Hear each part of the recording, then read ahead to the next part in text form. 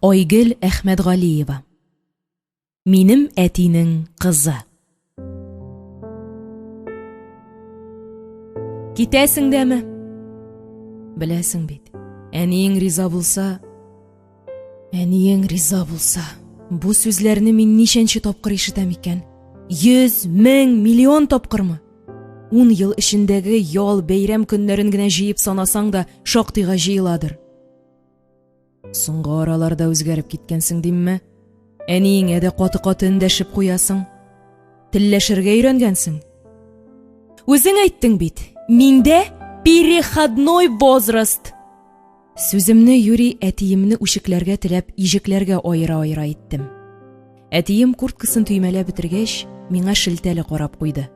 Ә мин исә бер нәрсәгә исем китмәгәндәй, ирен чите белән елмаеп, башымны читкә бордым.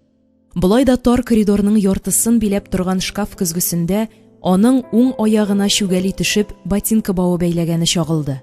Моңарчы әллә күрмәгәнмен, әллә күреп тә игътибар итмәгәнмен, әтиемнең чигәсендә көмеш кебек йылык-йылык килеп, ап-пак чәчләр җимелдәшә лабаса.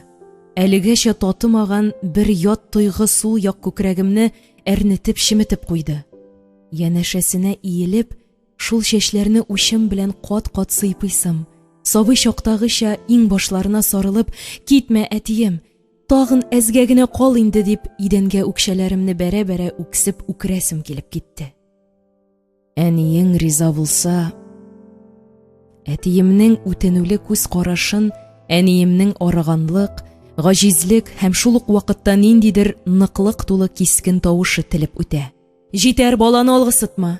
Син киткәннән соң булай да яр төтен саташып, борсаланып чыга. Ул мине идәндә тыпырдап, әтиемнең киеменә ябышып үкереп торган кызчыкны йолкып дигәндәй үзенә тарта. Кит, Солтан! Күрештегез, көн буе бергә булдыгыз, җиткәндер. Мин әниемнең кулыннан ычкынырга теләп, дөнья бетереп акырам, шәбәләнәм, күз яшьләрем әниемнең дә йөзен чылатып өлгерә. Әлеге тавышка безнең малосемейканың зал ягында яшәүче Надя апа нокта куя. Сколько можно? Сколько можно? О, Боже, кайчан котылырмын шушылардан? Әтием кечкенә бармакларымны учына кысып, савыллашканда итә дә, гаепле кыяфәттә ашыга кабалана чыгып китә. Әнием ишекне бикләгән арада мин идәнгә сузылып ятам. Яны аякларымны идәнгә бәрә-бәрә бер ара үксеп алырга өлгерәм. Бу хәл атна саен, якшәмбе җиткән саен кабатлана. Әтием белән беренче тапкыр шул рәвешле савыллашканда миңа ни бары 5 яшь иде. Ә хәзер? Юк, алай аяк тибә-тибә еламыйм. Күз яшьләремне эчкә яшерергә күптән өйрәндем инде. Киресенчә, миңа әтием яисә әниемнең тибеп чыгарга өлгермәгән күз яшьләрен күрү, тою ниндидер ләззәт бирә. Әтиле ятим булып, 10 ел яшәү дәверендә мин үземне үзем танымаслык булып үзгәреп беттем бугай. Мин инде әтиемне элеккечә урындыкка басып, кухня тәрәзәсеннән очып чыгардай булып елап озатып калмыйм. Көттереп кенә киенәм, кирәксә кирәкмәсә чәчемне бер җыеп, бер сүтеп вакыт уздырам. Булай кыштырдавыма әнинең тешен кысып кына түзгәнен сизеп, аяк киеме сайлап маташам. Үкшәлесе уңайсыз кебек. Башмак кына кисәң матур түгел. Театрга бармыйсың, ләшпердегеңне ил дә чык инде. Әнинең түземе соң чиккә җитә. Мин шуны сизеп, бик канәгать кыяфәттә әтиемне озатырга чыгам. Менә бүген дә. Әтием киенеп беткәннән соң гына шкаф ишеген этәреп, кием сайларга тотындым. Хәер, сайлау дип булай гына әйтәм инде. Бүтәннәр кебек теләгән бер киемне сатып алырга мөмкинлегебез юк безнең. Кофта гына кисәм, салкынчадыр инде хәзер. Бу мин үзем белән үзем сөйләшүем. Куртка кисәң, кеше көләр, җәй уртасында. Кичке салкын төшкәндер инде, кызым. Әтием миңа карап көлемсерәп куйды. Аннан гадәттәгечә җитдиләнеп әниемә текәлде. Ярар, Рәдимә, бер нәрсә кирәксә шалтырат. Әниме шалтырата? Нидә булса сорап, әтинең телефон номерын җыярга. Үзе үк әйтмешли, кояш мәгъриптән чыгып, мәшрикътә батса да шалтыратмаячак. Мин кара джинс шалбарыма бик килешеп торган кара футболкам өстеннән кара курткамны киеп, көзге каршында бөтерелеп алдым. Әтиемә охшап, буем да, аякларым да озын минем. Кара кием кигәч, тагын да тартылып китәм. Көзгедән миңа карга канатыдай кап-кара чәчле, карандаш белән сызып куйгач, тагын да карарак күренгән шомырт күзле, нигәдер гел бүселеп торган күперенке иренле 15 яшьлек кыз карый иде. Бераз гына арарак шул кызга 2 тамчы су кебек охшаган әтиемнең борчулы һәм сораулы йөзе чагыла. Карап туймаслык чибәр кеше минем әтием. Шигә буена сибелгән берән-сәрән бәсләр дә аның каратут йөзенә шул кадәр килешә. Ияген икегә бүлгәндәй, сизелер-сизелмәс кенә шәйләнгән чыкырчык та үзгә бер сөйкемлелек өсти. Мондый чыкырга ия кешеләрне ныклы ихтыярлы дигән булалар тагын. Әтиемнең бөтен йөзенә таралган сүзсез сорауны аңлап, көлеп җибәрдем. Курыкма, әтием, гот түгел мин. Кара кием ябык итеп күрсәтә, матур да. Алайса бөтен җирем бигрәк симез, кеше карарлык түгел. Үлә инде үзен симез дип. Шилән кебек озын ябык тәнендә бер тотам май булса әйтерең. Тазарам дип юньләп ни ипи, ни ботка ашамый. Зал ишегенә сөялеп үз-үзен кочаклап торган әнием әтигә дә, миңа да карамыйча гына зарланып алды. Кемгә охшап диген син аны? Үзеңнең шундый чакларыңны оныттыңмы? Әтием бик тә сагышлы елмаеп, әниемә таба борылды. Өзелергә торган билеңне мәктәптә кеше күрмәгәндә тотып китсәм, бигрәк таза инде мин әйеме дип пышылдый торган идең бит. Балачага алдында теләсә нәрсә сөйләп тор тагын. Гөлнара, ишетсен колагың, әтиең китүгә өйгә кер, озаклама. Гел берүк сүзләрне тукып, әни үзе дә ялкып бетмәде микәнни соң инде. 7нче катка килеп туктаган лифт эшләп арыган кыяфәттә ишеген ялкау гына ачкач, әтием белән эчкә кереп бастык.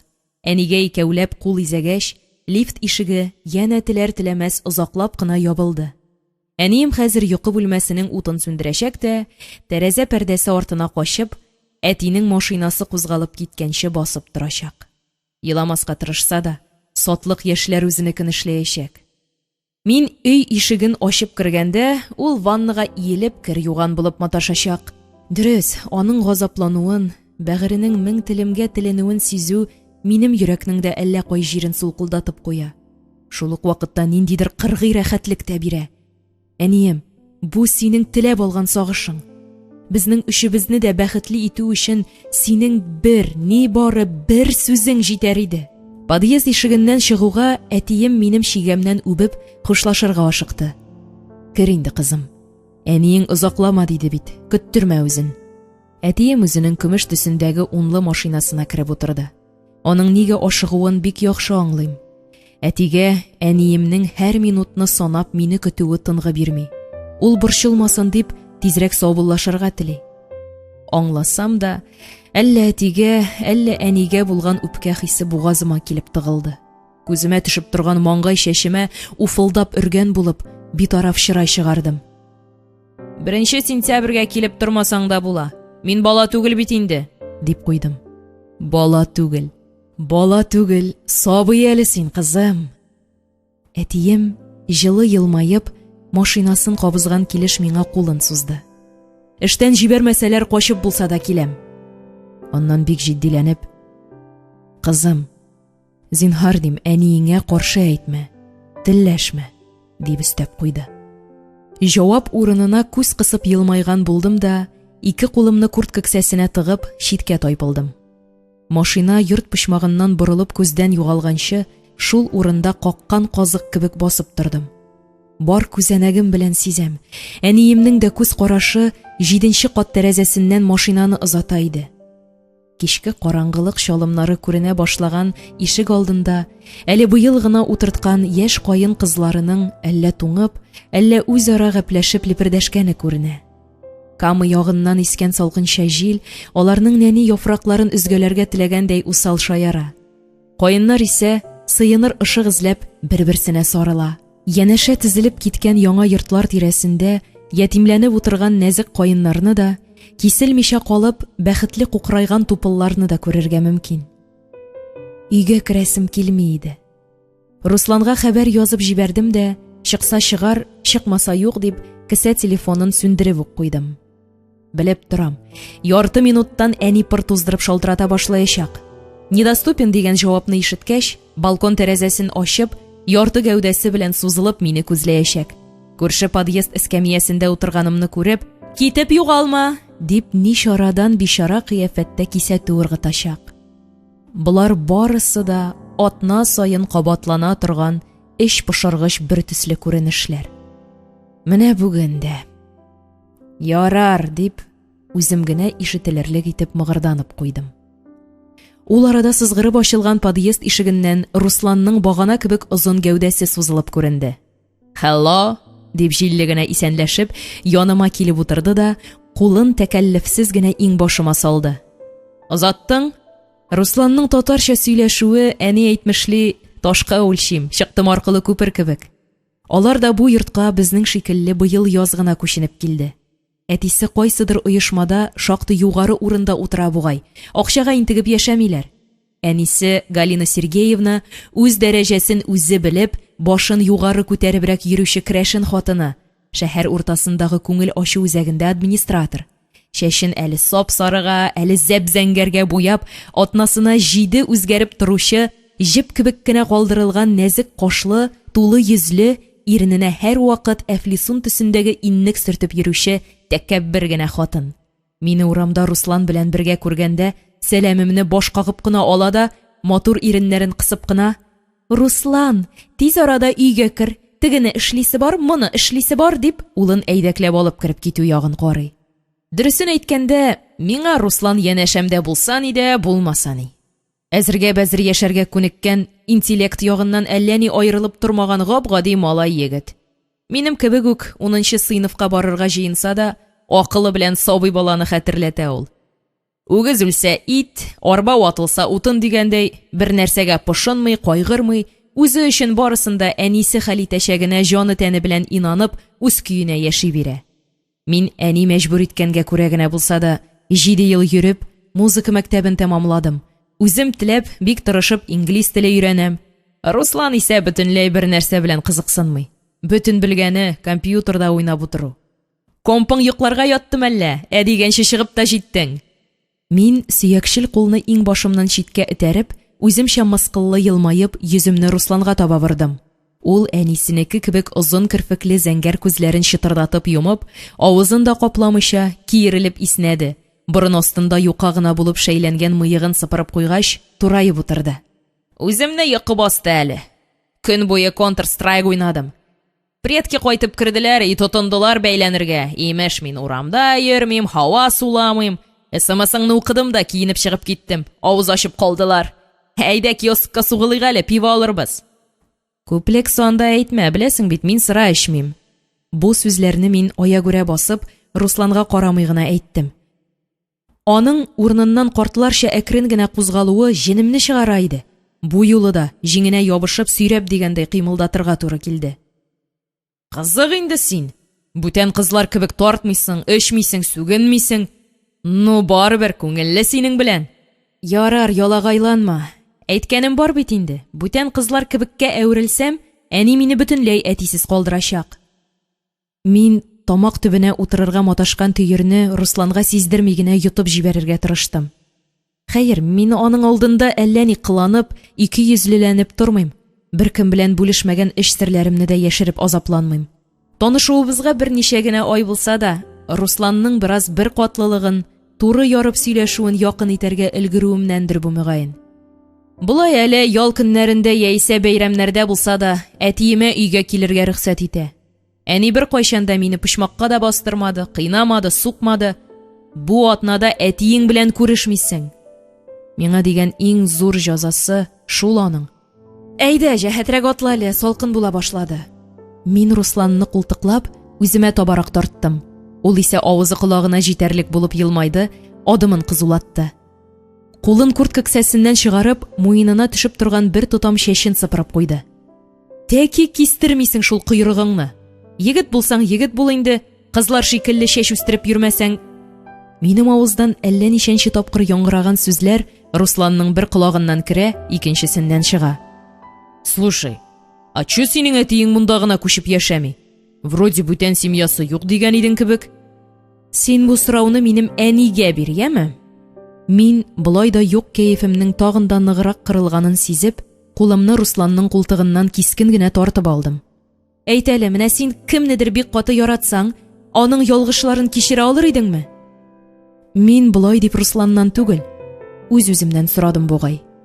100-нче, 1000-нче тапкыр. Тротуар бетеп, кызыл балчыклы сукмак башланды.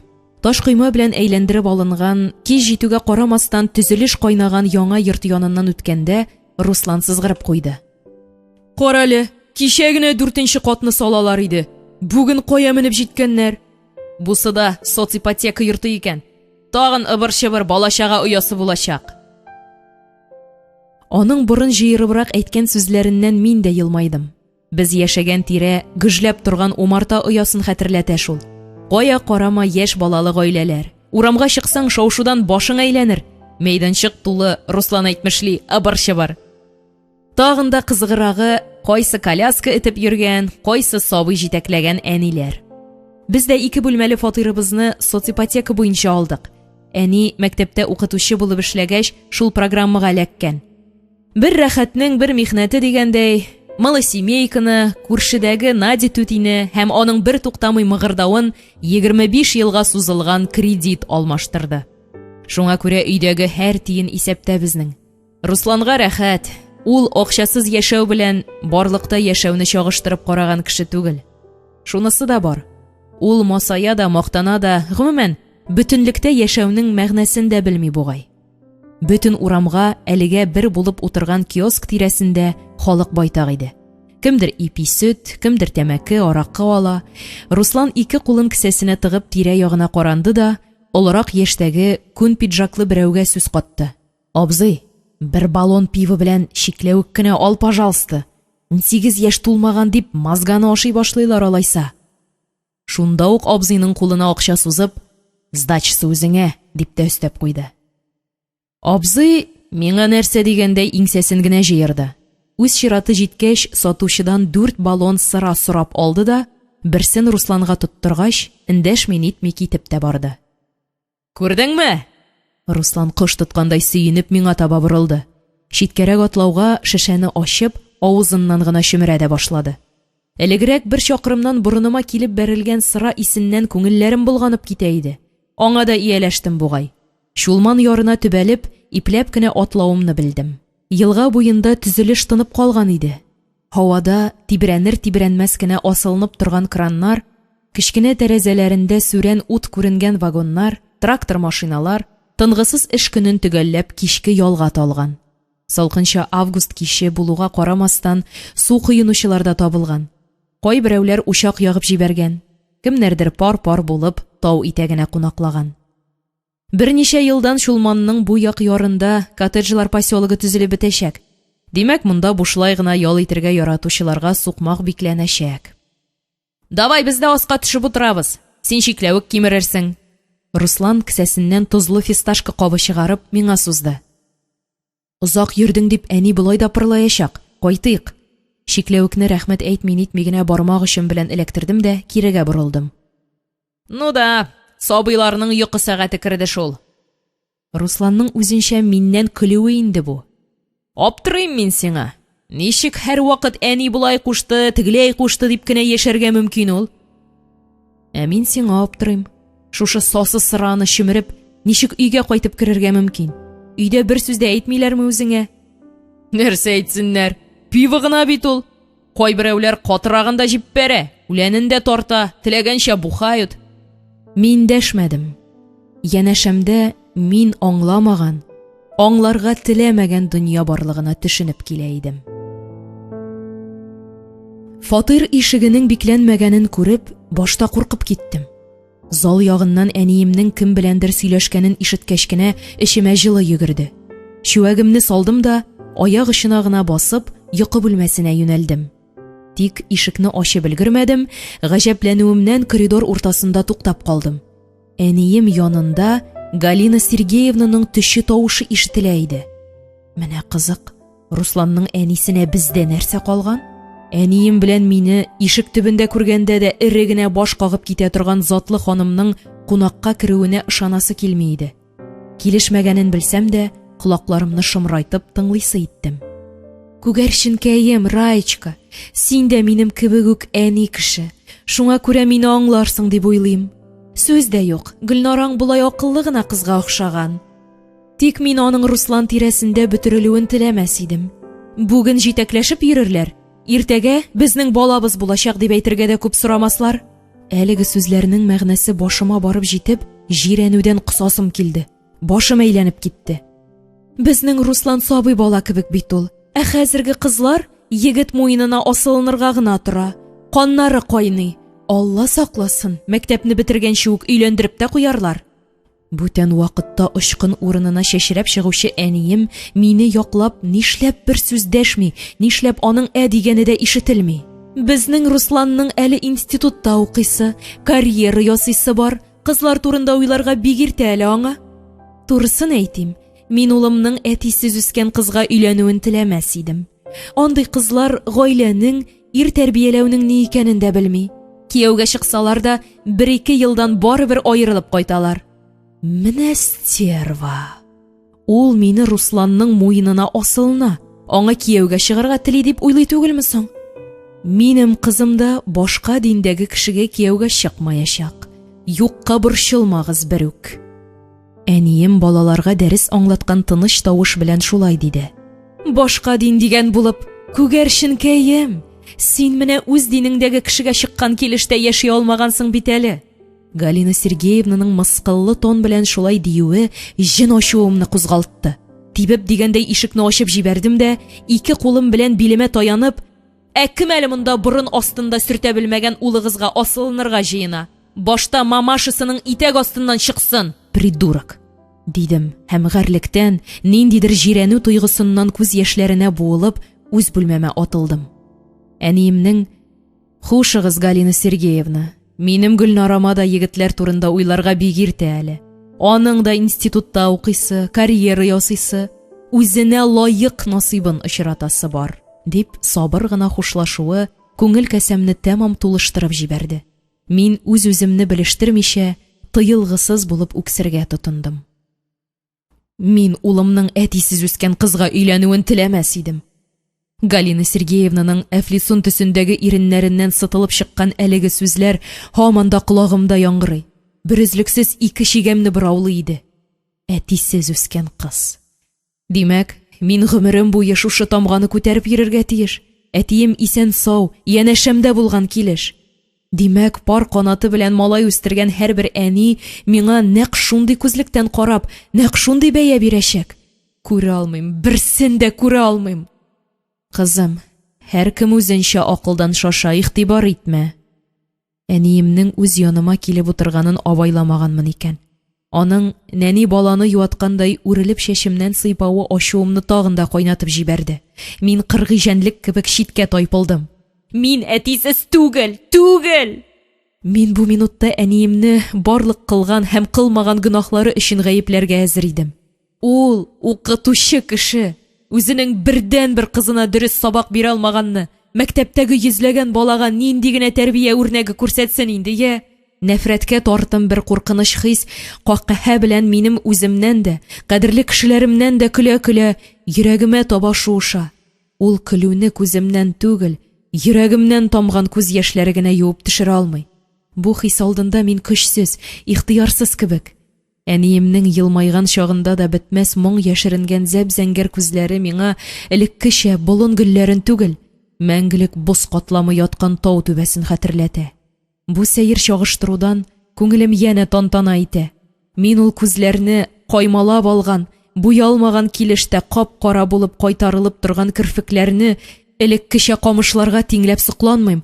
Алар миңа исәбе-хисабы юк энәләр, уклар булып тоела. Әниемнең бар булмышы, гап-гади итеп баш түбәсенә җыеп куелган калын толымы, ак ромашкалар белән чуарланган яшел халаты, аягына элгән йомшак ак башмагы, барысы мине чыгырымнан чыгара кебек. Минем яралы җанвар сыман үкрә-үкрә идәндә аунысым. Чәчләремне йылкый-йылкый тилерәсем, ишек стеналарны вата җимерә, ниндидер бушлыкка, иркенлеккә томырласым килә. Әтием, әтекәем, белсәң иде сине ничекләр сагынып яшәгәнемне. Очрашуга килеп, минем белән кинога я кафега барып кайтулар һәм кибетләрдә йөрүләр генә бу сагынуны, бу сагышны баса алмый. Мин сине янымда чагында ук сагынам, юксынам. Нигә соң мин үз әтием булган килеш янәшәмнән җитәкләшеп үткән әтиле кызларга карап, һәр чак тавыш-тынсыз күз яшьләрсез генә елыйм? Әгәр йөрәкне йодрык кадәр диюләре хак икән, ул кечкенә генә йодрыкка шул кадәр дәрья сулары сыя ала димени? Эчкә юткан күз яшьләремнең генә дә дәрьяларны тутырырлык икәнен бик яхшы беләм. Минем дә башка кызлар кебек һәр мизгелдә әткәемнең киң җилкәсе янәшәдә икәненә инанып, кайчагында иркәләнеп, кайчагында үпкәләп, кайчагында киреләнеп, чын тормыш белән яшисем килә бит. Ә болай барысы да әни теләгәнчә генә тәгәри. Моннан 10 ел элек әти белән ике арасын кырт өзеп куйганда, хәзер өчебез дә өч тарафта сыңар-сыңар канат белән тилмерәбез. Элегрәк әтием үзенә машина алганчы, автобус белән килгәндә, мин аны җитәкләп тукталышка кадәр озата чыга идем. Шул чагында иптәш кызларым очрап, кая барасыз дип сораганда, әтиемне озатам дип әйтүнең авырлыгын ни белән тиңләргә мөмкин икән? Әтиемне озатам. Атна сайын ял көннәрендә, я булмаса бәйрәм вакытларында әтием күрше Түбән Камадан Чаллыга минем белән очрашыр өчен килә. Юк, дөрес әйтмәдем. Мине генә түгел, әниемне дә күрер өчен. Мин инде сабый түгел. Әтиемнең үзәк өзгеч моң белән тулы күзләре әниемә төбәлгәндә, аларда чагылган мәхәббәтне аңлар дәрәҗәдә. Әнием дә ярата әтиемне. Моны да тәгаен беләм. Шулай булмыйча, әтием күрше авылдан әниемнәр мәктәбенә 9нчы сыйныфка килүгә, беренче көннән үк бер-берсенә күз атып, аннан мәхәббәт хатлары язышып йөреп киткән кешеләр бит алар. Бер мәлне ачылып китеп, әтием сөйләгән иде үземә. Әнием әтиемне армиягә озатып, аннан көтеп алган кеше. Менә шушы мәхәббәтне бер мизгелдә, бер адым кыеп төшерсен инде. Ни бары бер адым. Күзләремә кинәт кенә сатлык яшьләр тула. Ул арада идән белән түшәм, урыннарын алмашып, күз алдымда тибрәлә. Мин дөньяга булган бар ачуымны шуннан алырга теләгәндәй баш очындагы мендәрне бәргәли изә башлыйм. Аннан үз гамәлемне аңлаудан кисәк кычкырып көлеп җибәрәм. Бу көлү авазы үземнең үк колагымны тындыра. Шул мизгелдә көлүемне акырып-акырып елау алмаштыра. Юк, бу елау түгел, бу тилерү, бу акылдан шашу, бу мәгънәсезлек. Шуны аңласам да, мин үземне тыңлата алмыйм. Көчсезлегемне танудан тагын да коточкычрак тавыш белән үкерәм. Чәчләремне йолкыйм, караватта калач урынына бәргәләнеп шуышам, тәгәрим. Бер мизгелдә аңым яктырып, әниемнең куркудан киерлеп ачылган күзләрен күргәндәй булам.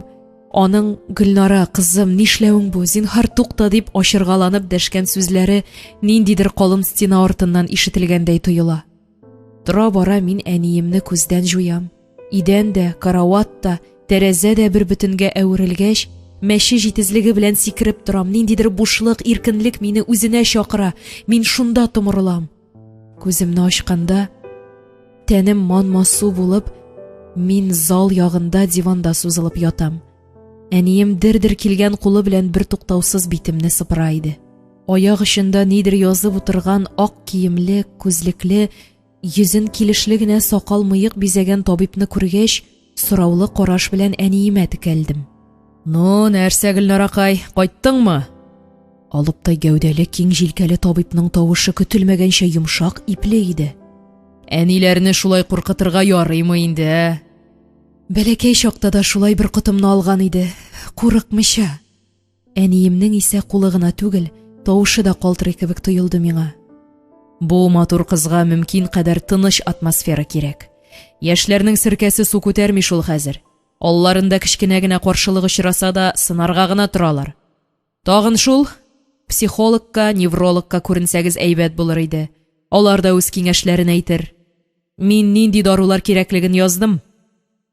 Табиб көрәктәй кулын маңгаема куеп алды да, күзлек пыяласы аша мөлаем елмаеп, «Димәк, килештек?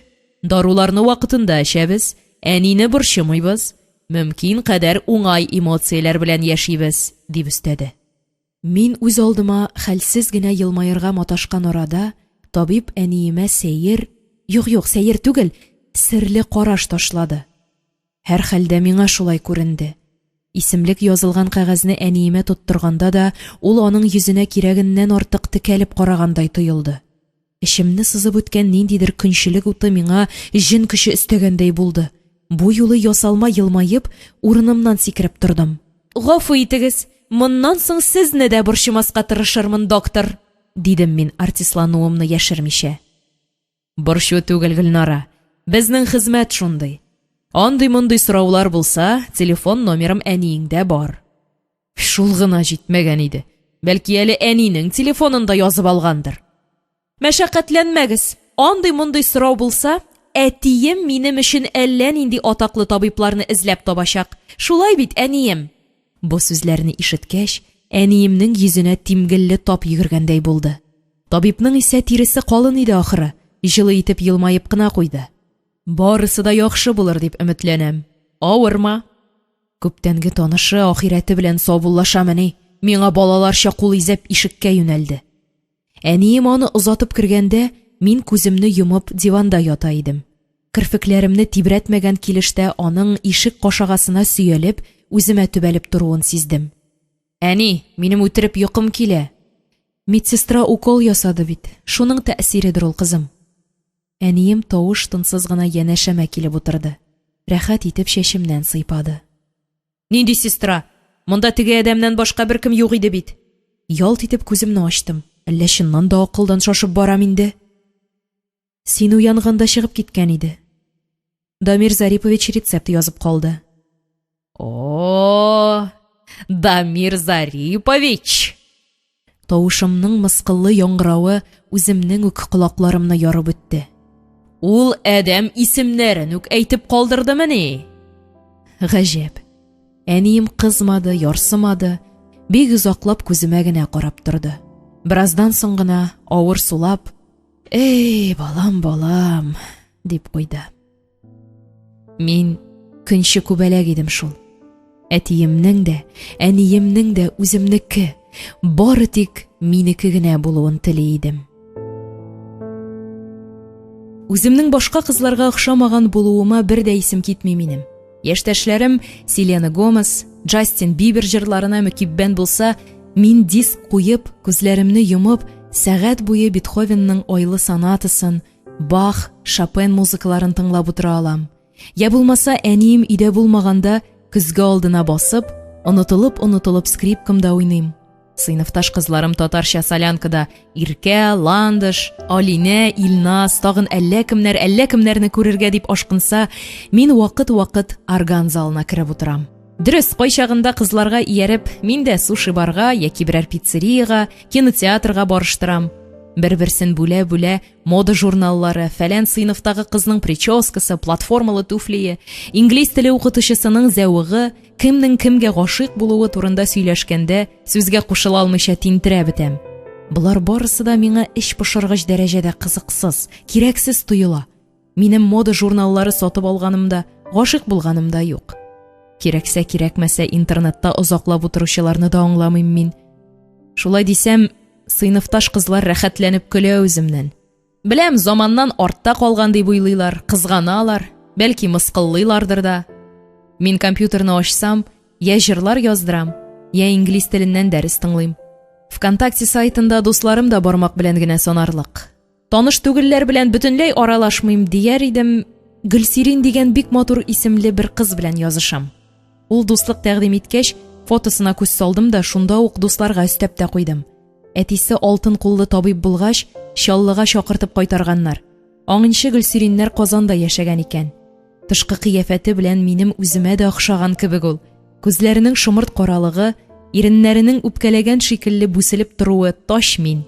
Гөлсирин белән сөйләшүе бик рәхәт. Ниндидер эчкерсезлек, яктылык бар кебек анда.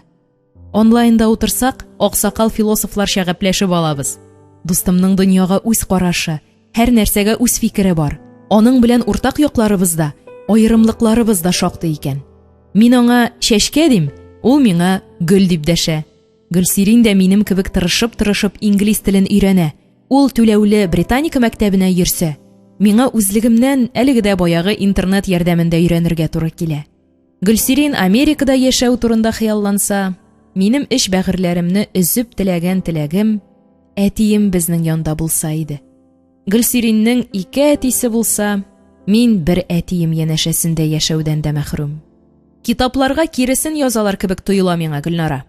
Чынбарлыкта яхшылыкка караганда начарлык күбрәк бит. Яхшылыкның начарлыкны җиңүенә дә ышанасы килми. Тормышта бер дә алай түгел. Әллә безнең илдә генә шулай микән, әйеме? Америкада башкачарак дип ышанасың килә инде синең чәчкә. Китәрмен дә, сагынып саргаермын дип курыкмыйсыңмы? Исем китте ди. Теләсәң телефоннан да, Skype аша да рәхәтләнеп сөйләшергә була бит. Мин болай да па белән маны тәүлеккә ничә сәгать кенә күрәм. Әти больницадан кайтып керми.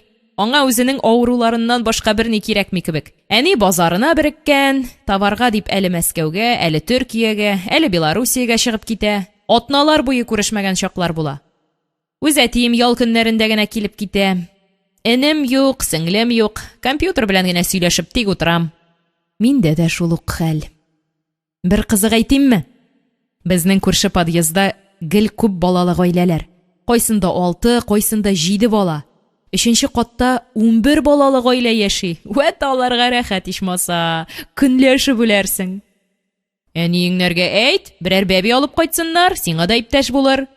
Минем бер-берсен яраткан әтием белән әнием аерым яши. Аптырарсың бу улыларга. Яраткан кешеңнең ниндидер хатасын кичерү мөмкин булмаслык нәрсә түгелдер бит инде. Гөлсириннең шул сүзләрен укыгач, үз алдыма авыр сулап куйдым. Гафу итә белү өчен бик көчле кеше булырга кирәктер шул. Ә минем әнием тормыш сынаулары алдында кечерәеп, көчсезләнеп калган кебек. Һәр хәлдә миңа шулай тоела иде. Соңгы араларда әниемә әллә нәрсә булды. Көзге каршында миннән дә күбрәк бөтерелә башлады. Әле берән-сәрән күренгән ак чәчен йолкып маташа, әле битенә кыяр телемнәре тезә. Бер көн кул аркасына иремчек сылап торганын күрдем. Бөтенләй егылып китә яздым. Ник дисәң, әнинең бер дә үз-үзенә булай игътибар иткәне юк иде. Әти килер алдыннан гына миңа сиздермәскә тырышып, күренер-күренмәс итеп бизәнеп куйганын беләм ансы. Кара әле, әнием, алай-болай берәрсенә гашыйк булмагансыңдыр бит. Ванна бүлмәсендә кына белән чәч буярга җыенган әни, минем бу соравымны ишеткәч, кинәт ялт итеп ишеккә борылды. Кулына кияргә җыенган үтә күренмәле перчаткасы әкрен генә дерелде иде. Кит инде, балам. Әллә нинди мәгънәсез сүзләр сөйләмә. Әнинең тавышында битәрләү түгел, моңарчы миңа бөтенләй таныш булмаган ниндидер оялу, кыенсыну яңгырагандай булды. Бит очларына футболкасы төсеннән төшкән күләгә булып мәк чәчәге кызыллыгы йөгерде. Минем очлы күздән яшерерсең ди. Йөрәгемне янәшәнешкеле, шул ук вакытта әрнүле хис телеп үтте.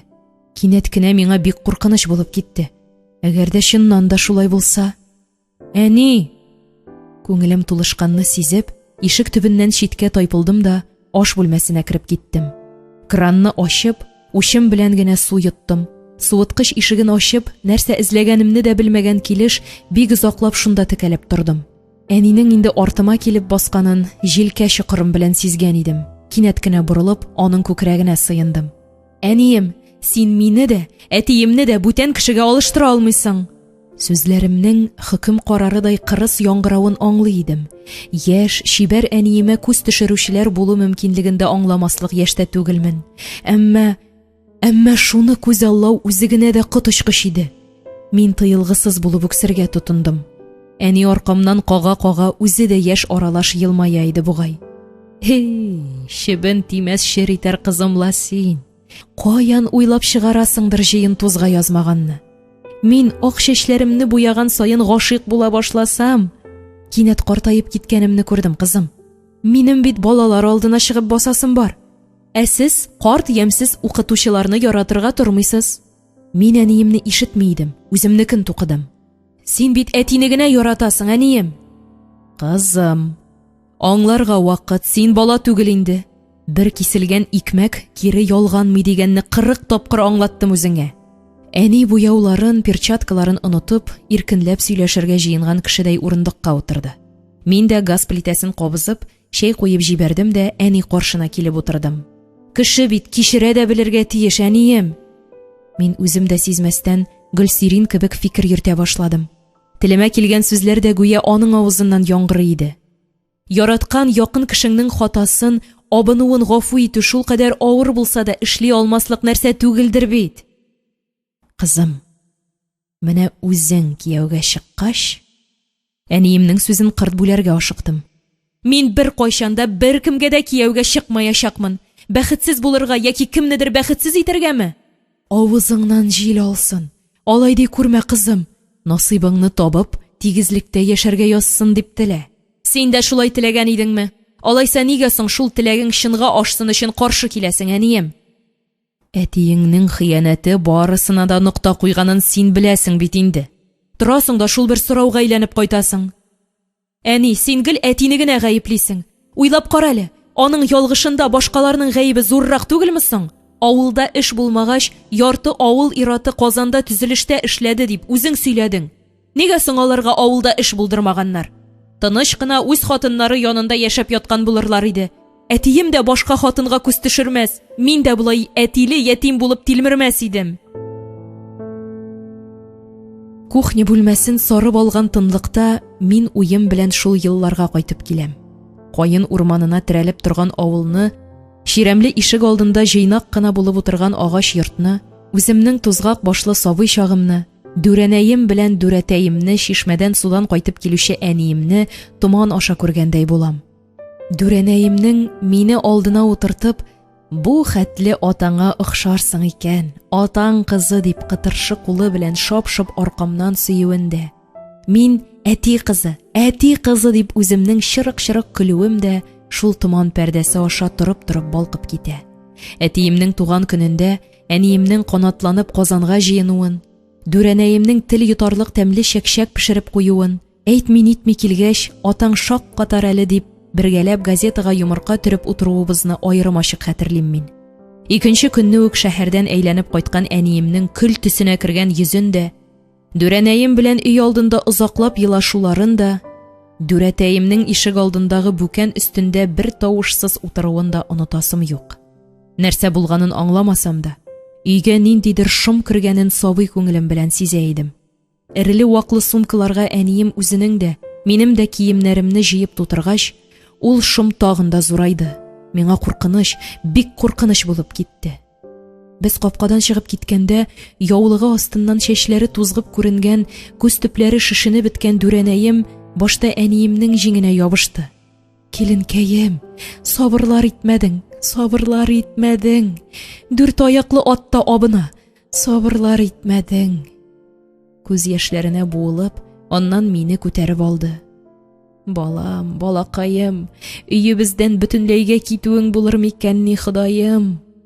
Аның күз яшьләре минем кыска җиңле күлмәгемнең түшенә тамып, юешлә бетергәнен дә хәтерлим әле мин.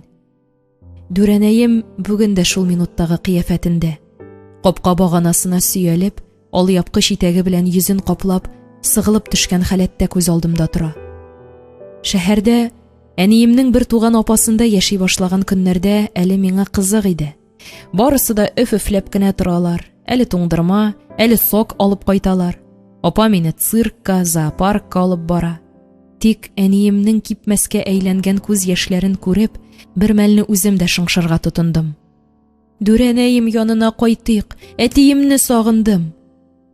Бер көнне әтием дип еламсырап утырганда, әнием мәче баласын күтәргәндәй җилкәмнән ачу белән тотып алды да пучмакка булгады. Әтием дип авызыңны ачасы булма. Юк синең әтиең, юк! Стенага бәрелеп тәнем авыртудан тагын да акырып елыйсы урынга мин бер аваз өн чыгара алмыйча катып калганымны беләм. Аннан инде аңсыз ятканым, табиб чакырганнары, әнинең куркудан үлә язганы көннәр үткәч кенә тора бара гына колагыма чалынды.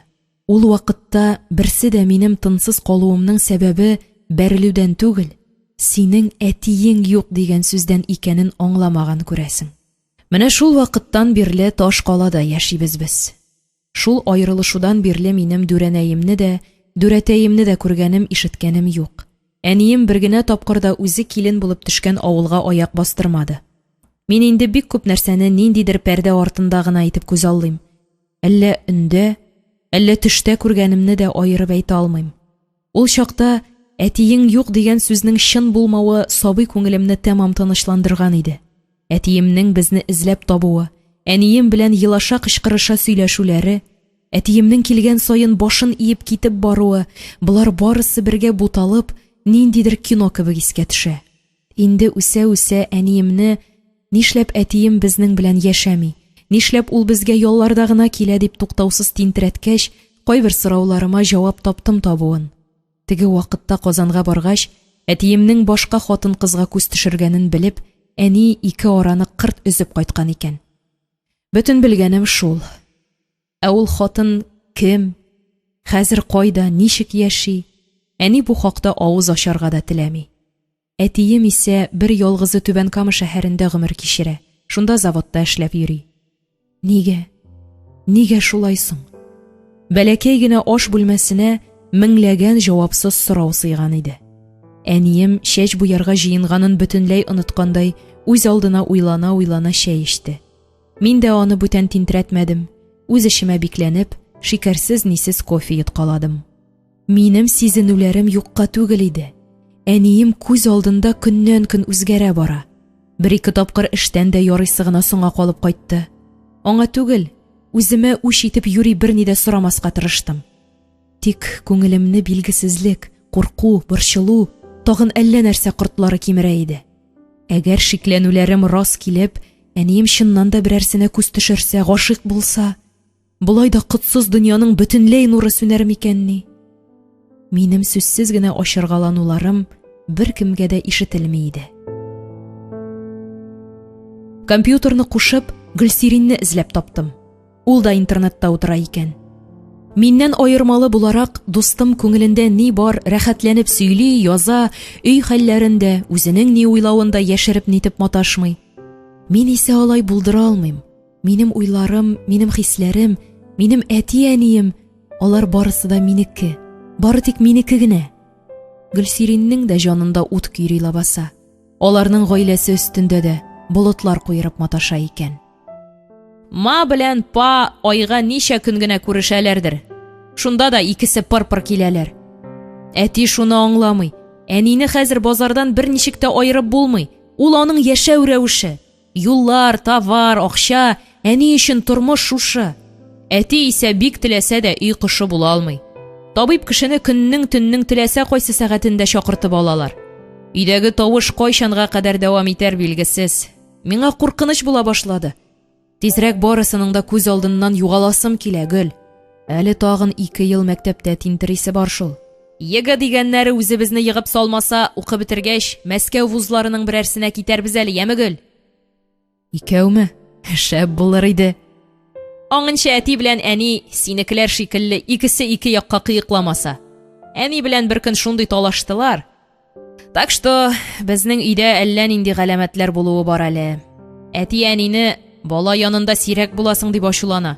Бала дигәннәре мин, көләрсең дә еларсың да. Бик ачуымны китерсәләр, үз әтием янына китәрмен дә барырмын, рәхәтләнеп аның янында яшәрмен. Әниең җибәрер дисеңме? Нишләп җибәрмәсен? Бездәге әкәмәтләр булайда кеше ышанмаслык. Мин ике әтиемә дә әти дип дәшәм. Үз әтием безнең өчебез янына кунакка килеп йөри. Мин дә аның авылына, якын әбием белән бабаем янына җәй саен кайтам. Әни аның ише әйберләргә нормаль карый. Миңа һәр вакыт күңелеңдә бер кайчанда ачу саклап йөрмә, үзеңә ширгенә алырсың дип акыл сата иде. Менә хәзер әти белән ике арасы булайга киткәч, белмим, нәрсә дияр. Бу сүзләрне укыгач, Гөлсиринне чын күңелемнән жәлләп куйдым. Язганнарыннан ул бик шат күңелле, ичкерсез, ихлас кыз кебек тоела. Ул бары тик бәхеткә генә лаек булырга тиеш. Хәер, бу җиһанга яратылган икән, кем генә бәхеткә лаек түгел соң? Үз бәхетен һәр кем үз куллары белән төзи, үз куллары белән үк җимерә. Ике мин дигән нәрсә һәр кемнең күңелендә бар микән? Һәр хәлдә минем эчемдә ике генә түгел, әллә ничә мин утыра кебек. Кайчагында әниемне жәлләүдән үземнең дә үзәгем өзелеп тилмерәм. Минем өчен җанын бирергә әзер булуын бар булмышым белән беләм лабаса. Үзе өчен яшәми дә, бар минуты сәгате мине кайгыртып үтә кебек. Икенче яктан, мин бу кайгыртуларның барысыннан баш тартып, әниемнән бер генә нәрсә, әтиемне сорар идем. Өчәү бер бөтен булып яшәсәк, минем өчен башка бер нинең дә кирәге калмас иде кебек. Мине җил яңгырдан саклау өчен, әллә нинди адымнарга әзер әнием шушы ни бары бер ялваруымны үтәүдән баш тарта. Әлегә кадәр аның әтиемне һаман яратуын белү миңа яшерен өмет, килер көнгә ышаныч, якты хыял бирә иде. Әмма соңгы көннәрдә бу өметемнең күзгә күренеп уала баруын сизү мине куркуга салды. Әниемнең кая басканын белмичә, яшь кызлар күк очынып йөрүе, каникул вакытында әллә ни эшләре булмаса да, мәктәптә кирәгеннән артык тоткарлануы, чәч битенә көннән-көн ныграк игътибар бирүе, булай да сулык-сулык килгән йөрәгемне мең телемгә телгәли иде. Аны үзгәрергә мәҗбүр иткән кеше кем ул? Безнең салмак кына агып яткан бер төсле тормышыбызга ни рәвешле килеп керергә өлгерде? Әлеге җавапсыз сораулардан башым тәмам тубал булды. Әнинең 40 йозакка бикле теленнән дөреслекне белү мөмкин түгел иде. Тик барысы да бик җиңел генә. Хәер, ул җиңеллекнең авырлыгын мин үзем генә беләм бит. Һәм көтелмәгәндә ачыкланды. Эш пошыргыч каникулның соңгы көннәрендә булса да туйганчы йоклыйм әле дип, төшкә кадәр урынымнан кузгалмадым. Дөрес, йокым күптән качкан иде. Әйләнеп тулганып, телевизорны бер кушып, бер сүндереп маташтым да, йөземне иркәләгән кояш нурларына түзәрлегем калмагач, иренчәкләнеп кенә турасы иттем. Йокы костюмымны салып, үзем яраткан зәңгәр сарафанымны кидем. Юынганчы ук аш бүлмәсенә чыгып, газ өстендәге кастрюльне ачып карадым. Әнием дөге боткасы пешереп калдырган икән. Нишлим, мин ашарга әзерләргә яратмыйм шул. Туры килсә, үз-үземне мәҗбүр итеп, кирәк булганга күрә генә пешерәм. Иң җайлысы колбаса турап, йомырка кыздыру. Әнием кайтып кергәнче, доширак тукмачы алып кире ашау. Тик бүлмәне 40 кат җилләтеп, ни ашаганыңны яшерергә тырышсаң да, фатир ишеген ачып кирүгә, тагын шул тукмачын ашаган, ашказаныңны бетерәсең инде, дип сукрана башлый әнием. Шуңа күрә һәр көнне иртән миңа дип я ботка, я бәрәңге пешереп китә ул. Плитәне кабызып, ботканы җылытырга куйдым. Юынып өстәл артына утыргач, суыткыч өстендәге радио алгычны кабызып җибәрдем. Татарча әллә нинди тузга язмаган җыр яңгырый иде. Әйе, мин ямсыз, әйе. Әллә тәмле боткадан, әллә җыр дип аталган тозсыз такмакны ишетүдән күңелем тәмам күтәрелеп китте. Кайнар суны бетергәннәрен белгәч кенә борынымны җыерып куйдым. Табаны салкын су белән юасы була инде. Менә монысы бердә күңелле эш түгел. Компьютер артына утырасым килми иде. Нишләргә белмәүдән бер тын көзге каршында басып тордым. Өй җыештырасы юк кебек, керне машина юа, кыскасы кулга тотардай эш юк. Шулай да юеш чүпрәк алып, тиз генә телевизор өстен тәрәзә төпләрен сөртеп алдым. Өйдә тузан булганны, берәр әйбер аунап ятканны әниемнең җене сөйми. Безнең өйгә кергән һәр кеше ах иткән була. Юкса затлы җиһазлар да артык бер нәрсә дә юк инде. Стеналарда йортны тапшырганда ябыштырылган абойлар. Дөрес, безгә якты, алтын су төстәге ялтыравыклы абой эләкте. Очсызлы булса да, хәтәр матур күренә. Зал ягында телевизор, китап шкафы һәм әнинең эшендәгеләр фатир котлап биргән акчага алынган диван креслолардан гайре әйбер юк. Әниемнең кулы алтын. Аларның өслекләрен дә, тәрәзә пәрдәләрен дә бизәкләп шуклап үзе текте. Күз явын алырлык. Мин дә сәйләннән тегесен монысын ясап, стенаны бизәгән булдым. Алар да, идәндә зур чүлмәкләрдә утырган гөлләр дә үзгә бер ям бирә шикелле. Йокы бүлмәсенә әтием өй бүләге дип агач төсендәге карават белән шундый ук кием шкафы китертте. Ачык яшел төстәге япмалар, үтә күренмәле яшел пәрдәләр тегеп куйгач, бу бүлмәдә хан сараена охшап калды. Әнием белән икәү базарга чыгып, төрле төстәге күбәләкләр алган булдык. Тәрәзә пәрдәсенә шуларны кадагач, тасмалардан роза чәчәкләре ясап белгәч, бөтенләй болынга әверелде. Аппак төстәге кухня гарнитурын исә әни кредитка алды. Әле анысын тагын 3 ай түлисе бар бугай. Кергән кеше стенадагы браларга да шаккатып карый. Интернеттан өйрәнеп, аларны үзебез ясаганны бөтенесенә дә әйтте юк. Кайда Лалә, кайда Лилия чәчәге булып балкып утыралар. Лампочкасы гына әнием әйтмешли, хөкүмәтский. Кулымдагы юеш чүпрәк белән ишек тоткаларында сөртештергәндә әйттем. Бер ялгызымны тагын эш пошыргыч тынлык, бушлык көтә иде. Шул рәвешле көннәр, айлар, еллар үтсә дә, моннан котылу юлы булмас кебек шул. Юаныч булып, янә телевизор яки компьютер кала. Уйларымны бүлеп, коридорда Салаватның салкын чәй җыры яңгырады. Бәй, әнием кесә телефонын онытып калдырган түгелме соң? Шуннан да шкафның урта шүрлегендә чит-читләре кыршыла төшкән Nokia телефоны ята иде. Җавап кайтарырга телем кычытса да, язылмаган законнар буенча мин әнинең, әни минем телефоныма кагылмый. Шулай да бу юлы кызыксынуым көчлерәк булып чыкты. Кем шалтыратканын белергә теләп, барыбер күз төшердем. Дазар дигән ниндидер сәер исемне укыгач, аяк астында идән тибрәлеп киткәндәй тоелды. Әниемнең мин белгән танышлары арасында мондый ятышсыз исемле кеше юк иде бугай. Телефонның кабат-кабат җырлавыннан колакларым томалана, башым әйләнә башлады. Кинәт кенә күзләремә кайнар яшь, тамак төбенә һич йотып булмый торган төер килеп тыгылды. Трубканы алып, ул бәндәнең кемлеген ачыклаудан мин үземне көчкә тыеп тора идем. Ниһаять телефонның да сабыры төкәнде бугай, тынасы итте. Тик теге яктагы кешенең үҗәтлеге чиктән ашкан иде ахрысы. Телефон SMS килгәнен хәбәр итеп, сандугачтай сайрап куйды. Уч төбе кадәр генә кара телефон кулымны түгел, бөтен барлыгымны пешерә кебек. Ярамаган эш өстендә тотылудан курыккандай ашыга кабалана, мин аны бер алдым, бер куйдым. Билгесезлектә бәргәләнгән җанымны әлеге хатны ачып уку гына коткара ала иде кебек. Шуңа күрә ярый-ярамыйларны бер читкә ташладым да, икеләнүемне җиңеп, әнигә килгән хат хәбәрне ачтым. Омегада 3нче катта сәгать 3тә көтәм. Сезгә сүзем бар. Минем бармакларым уй фикерләүдән тизрәк хәрәкәтләнә икән лабаса. Теге якка ярар дигән җавап очты. Әнием, әнекәем, шулай ук безнең тормыш төбе тамыры белән үзгәрер микәнни? Ул тормышта әтиемә дә, минем өмет хыялларыма да урын табылмаячак лабаса. Тыелгысыз булып аккан күз яшьләрен сөртергә ашыкмыйча, мин ниндидер төпле фикергә килергә тырыштым. Хәрәкәтләрем үземә буйсынмый иде. Иң беренче эш итеп әнинең телефонын сүндереп куйдым. Аннан гына сап-салкын су белән битемне юып, рәткә керергә маташтым. Юешләнеп маңгаема ябышкан чәчләремне тарар-тарамас артка җыеп куйдым да, кием шкафыннан 7 кызыл майкамны, кыска джинс итәгемне алып, караватка ыргыттым.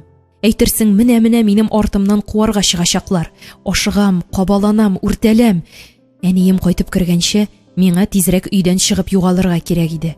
Аннан соң нишләргә җыенганымны бу минутта тәгаен белмәсәм дә, кечкенә кара сумкага үземнең дә, әнинең дә телефонын салып, ишекне бикләү ягын карадым. Ике атлыйсын бер сикереп баскычтан төшкәндә, култыксага бәрелеп, тиземне авырттырдым. Баскычның кыл уртасында кукрайып утырган буш сыра шешәләрен ялгыш тәгәрәтеп җибәрдем. Бүтән чакта җирәнеп урап үтә торган тәмәке төпчекләрен туфли табаны белән сытып киттем. Бу минутта минем өчен буларның берсенең дә һич нинди әһәмияте юк иде. Ты чё? Подъезд ишеген кирәгеннән артык селтә башканмын күрәсең. Ишекнең теге ягында Руслан кулы белән маңгаен угалы иде. Чо, нигә дип юл өстендә торасың, придурок? Тупас һәм ямьсез итеп дәшүемнән күзләре маңгаена менгән бичараның кыяфәтен күреп, тавышымны йомшарта төштем. Нәрсәгә дип ишекне сүзәсең? Күзең чыкмагандыр бит, дип көлемсерәп куйдым. Кемнең күзе чыккандыр әле монда? Дип борын астыннан мыгырданды Руслан. Домофонны җыярга дип иелгән идем, бах! Мамашың минем тирәдән ерак йөрергә дип әйтмәдеме сиңа, балакаем? Руслан миндәге мыскыллы тонны аңламады бугай, кулын гына селтәде. Әйтсәни. Да, туйдырдылар инде бөтенесе. Нәрсәгә эзлидең? Минем белән чыкмыйсыңмы димәкче идем. iPad аласы бар. Бер үзем йөрисе килми. Давай, Омегага. Минем шулай ялындырмый нитми тиз ризалашуыма янә бер аптыраган Русланны култыклап алдым да, аларның 3нче каттагы тәрәзәләренә күтәрелеп карадым. Алай-булай әнисе өйдә булып күреп калса, җене кытырсын әле. Әтисез кыз дигән сүзләре өчен йөрәген яндырам әле мин аның.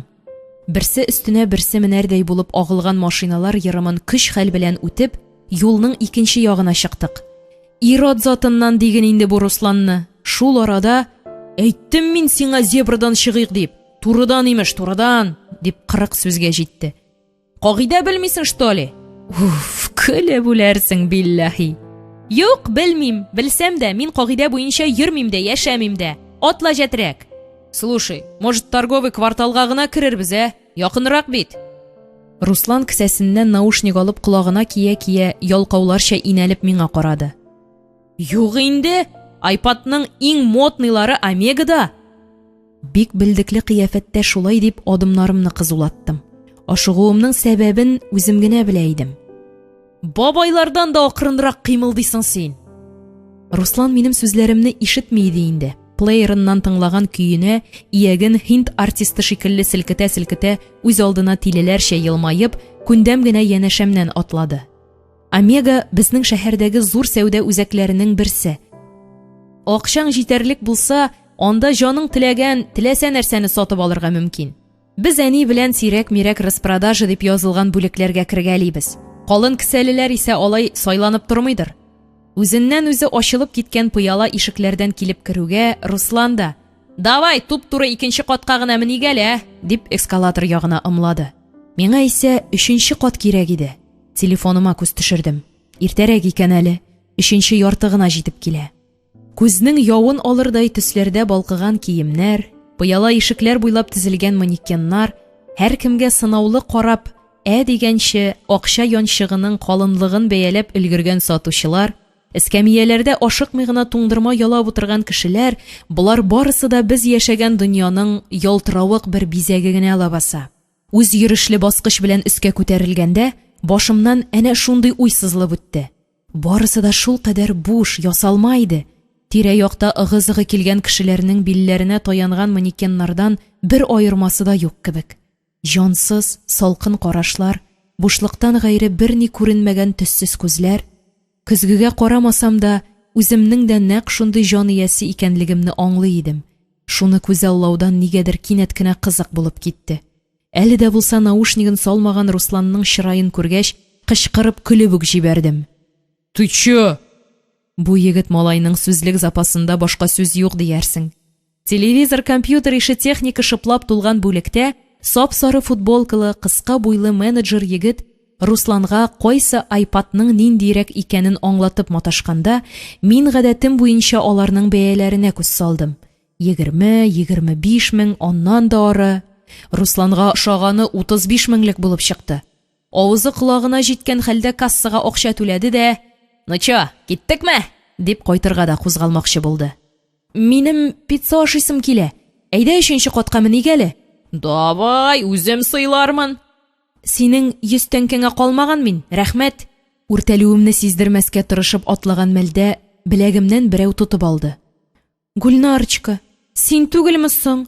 Элекке мәктәбемдә бергә укыган Камилә икән. Күрешми торган ярты ел эчендә танымаслык булып үзгәргән. Тәмам шоколад төсенә кереп беткән. Моңарчы гомер бакый кимәгән джинс шорты, алсу майка алып кигән. Кыш көне генә кап-карага буяган чәчләре инде тузганак чәчәгедәй янып тора. Зәңгәр күзләренә булай ныграк та килешә кебек. Күптән хыялланып йөргән иде. Әнисе тәки рөхсәт иткән икән. Уң кашына пирсинг ясаткан. Матур. Гөлнара, ярты гасыр күрешмәгән кебегәйме кызый? Ой, белсәң иде, сиңа сөйләргә дигән күпме яңалык җыелды. Абау, әллә тагын да ябыккансың инде? Сиңа везет. Мин генә ул, карале симереп беттем. Менә шундый инде ул Камилә. Теле телгә юкмас, хәрәкәтләренә күз иярмәс. Мине кояш алмый дип йөри идең, негрга әйләнгәнсең бит, дидем мин аны дүстәнә үчекләп. Ашыгам, кызый. Яңадан иркенләп сөйләшербез әле, яме? Камилә минем иң башымнан кычып саубуллашкан мәлгә, әти белән Төркиядә ял итеп кайттык. Син белмисең бит әле. Мин бит ГИАда провалилась. Сотовый алып кергән дип тавыш чыгардылар. Все, прощай, мәктәп, исәнме училище. Ну, пока-пока. Пожар чыккандай ашыгасың бугай. Шалтырат, югалма. Дип сөйләп алырга, сабыр гына мине көтеп торган Русланны башыннан аягына кадәр күздән кичерергә дә өлгерде. Синең парень, что ли? Дип авызында йырган була җитмәсә. Ике туганым. Ышаса таныштырырмын, дидем дә Камиләгә күз кыстым. 3нче катта мин әниемне көтәргә тиешле кешене эзләп табарга тиеш идем. Иң беренче эш итеп әнинең телефонын кабызып куйдым. Тавышын айырырга да онытмадым. Көткән кеше иртәме соңмы аңа барыбер шалтыратачак иде. Этаж буйлап киләп сарып йөрмәс өчен Русланны тәрәзә буендагы пиццерияга әйдәкләдем. Дөресен әйтим, бу минутта минем тамагымнан пицца түгел, бер йотым су да үтә алмас кебек иде.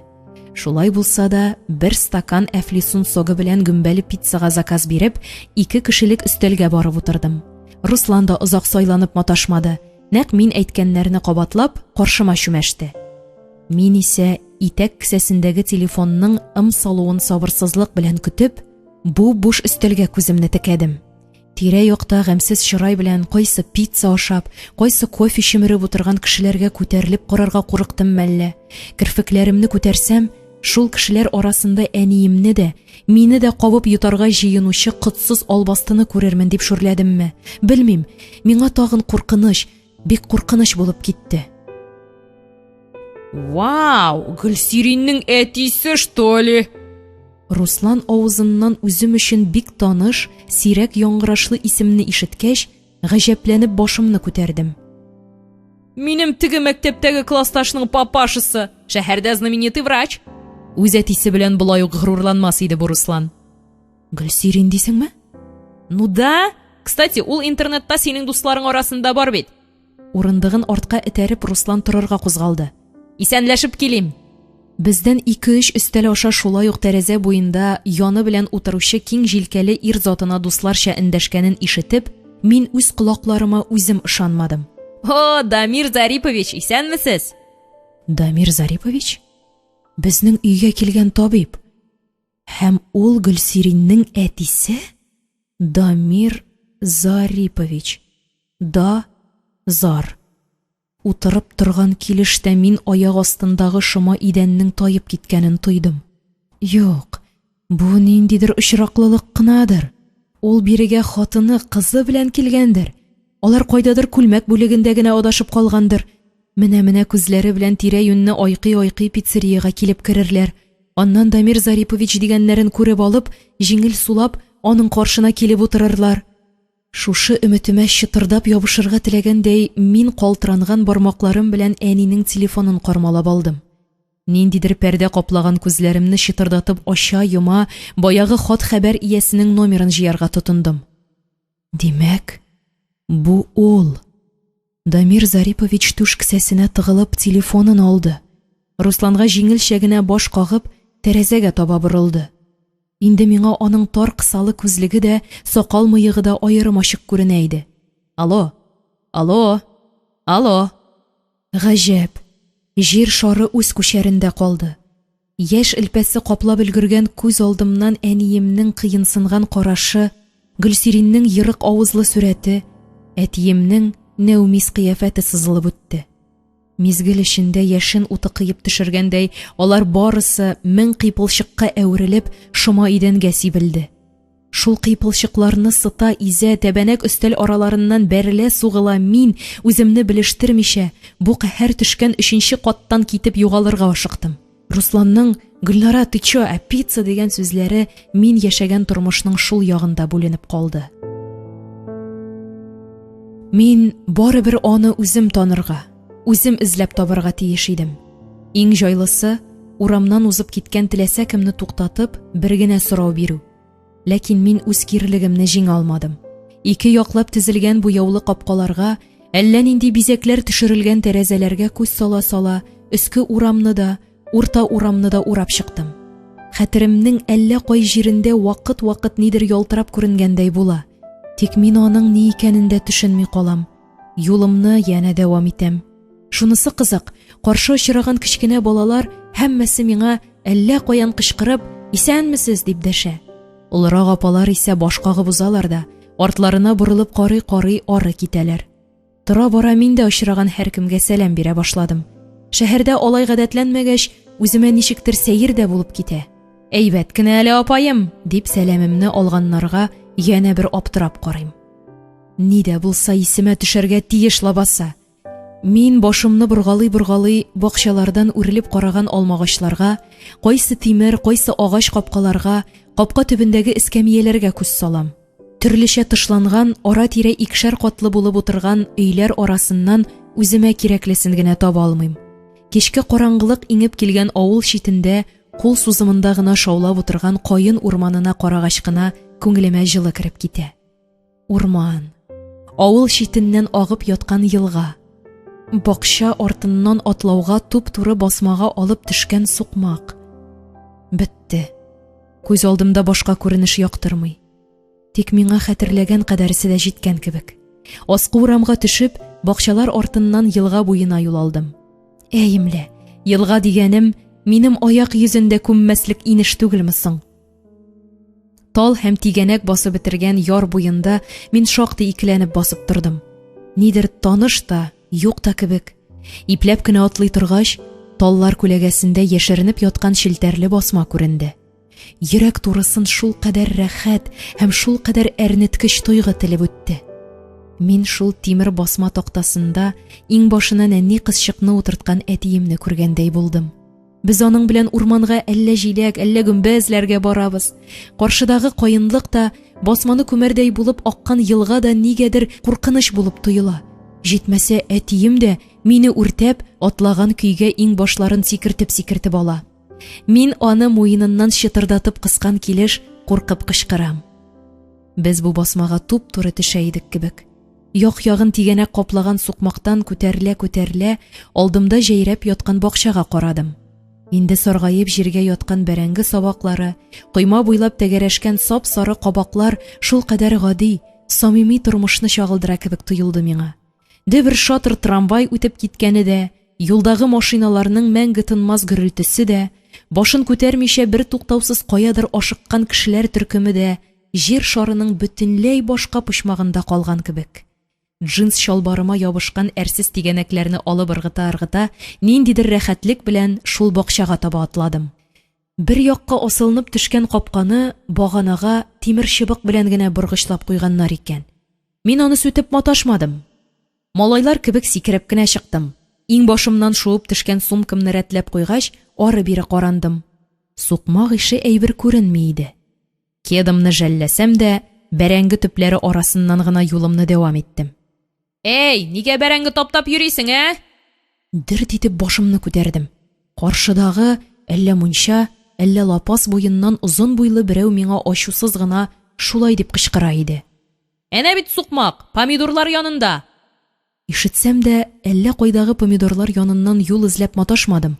Буй-буй сызыклы кортлардан җирәнә атлавымны белдем. «Кайчан кайттың син? Привет!» Шөгендер йолкып маташкан бу малай кисәге мине кем беләндер буты иде бугай. Якын танышына эндәшкәндәй яктырып сәлам бирде. Мин ни дә булса әйтергә ашыкмадым. Туп-туры карап, алдымда торган малайны тикшереп чыктым. Миннән әллә ни олы түгел.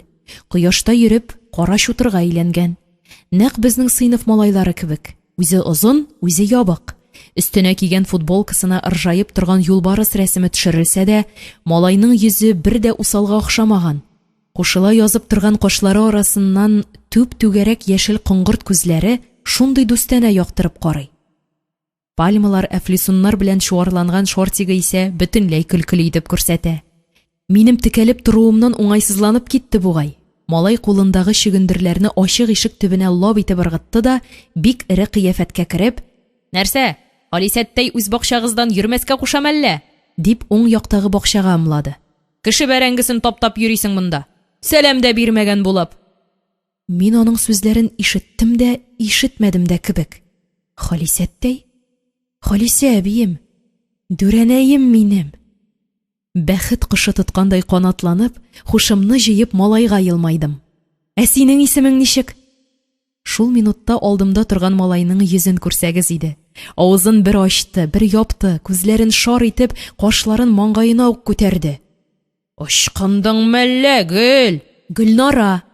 «Сәлам күрше!» дип дөнья яңгыратып диярлек кычкырдым да, аяк астында ниләр барында, кедымны пычратмаска теләвемне дә онытып, күрше бакчага томырылдым. Ишек алдына чыга торган капканы теге яктан элеп куйганнар икән. Көч-хәл белән үрелеп кармалана торгач, ачылды үзе.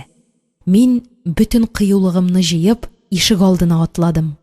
Ям-яшел чирәм белән капланган ишек алдыда, бакчаның челтәр коймасы аша күренгән түтәл-түтәл чәчәкләр дә күз явын алырлык иде.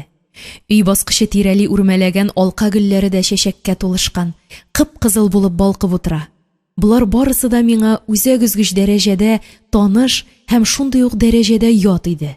Мин аяк киеме аша да табан астын иркәләгән чиремнән юри вак-вак атлап, тирә яктагы шул кадәр рәхәт тынлыкка соклана-соклана өйгә таба юнәлдем. Веранданың тәрәзә пыялалары ак пәрдәләр белән томаланган. Баскыч төбендә галош, башмак ише аяк киемнәре пөхтә итеп тезеп куелган. Гаҗәп хәл. Минем күңелемдә бер нинди икеләнү, борчылу, курку хисе калмады. Алай гына да түгел, бөтен гәүдәмне, баш миемне ниндидер бушлык сырып алды. Мине кем, ничек, ни рәвешле каршы алыр, нәрсә дияр, алда нәрсә көтә? Бу билгесезлек өчен хафалануны ниндидер сәер битарафлык алмаштырды. Ишекне каплап калын җәймә эленгән икән. Шакымый гына верандага аяк басуга, башта аптырап киттем. Аннан бөтен батырлыгымны җыеп, өй ишеген тартып ачтым. Өйдә беркем дә юк иде ахрысы. Һәр хәлдә минем аяк тавышына, тамак кыруыма, ау дип аваз салуыма җавап кайтаручы булмады. Эшкә үтәргә кыймыйча ишек төбеннән генә як-ягыма күз салдым. Бу бит минем туган йортым. Дүрәнәем, дүрәтәем, әтием, әнием янәшәсендә татлы төш кебек кенә яшәп алган бәхет оясы. Күзләрем белән идән түшәмне, тәрәзә ишекләрне айкап чыктым. Таныш тоелган бер генә нәрсә дә тапмадым. Шулай да баш миенең кайсыдыр бер почмагы әнә теге ишек янында бик зур булып утырган ак мичне яктыртып алды. Тик бүген анда көзгеле кием шкафы кукраеп утыра иде. Шул көзге каршына килеп бастым да, тәүге тапкыр күргәндәй үземнең төс кыяфәтемә күз салдым.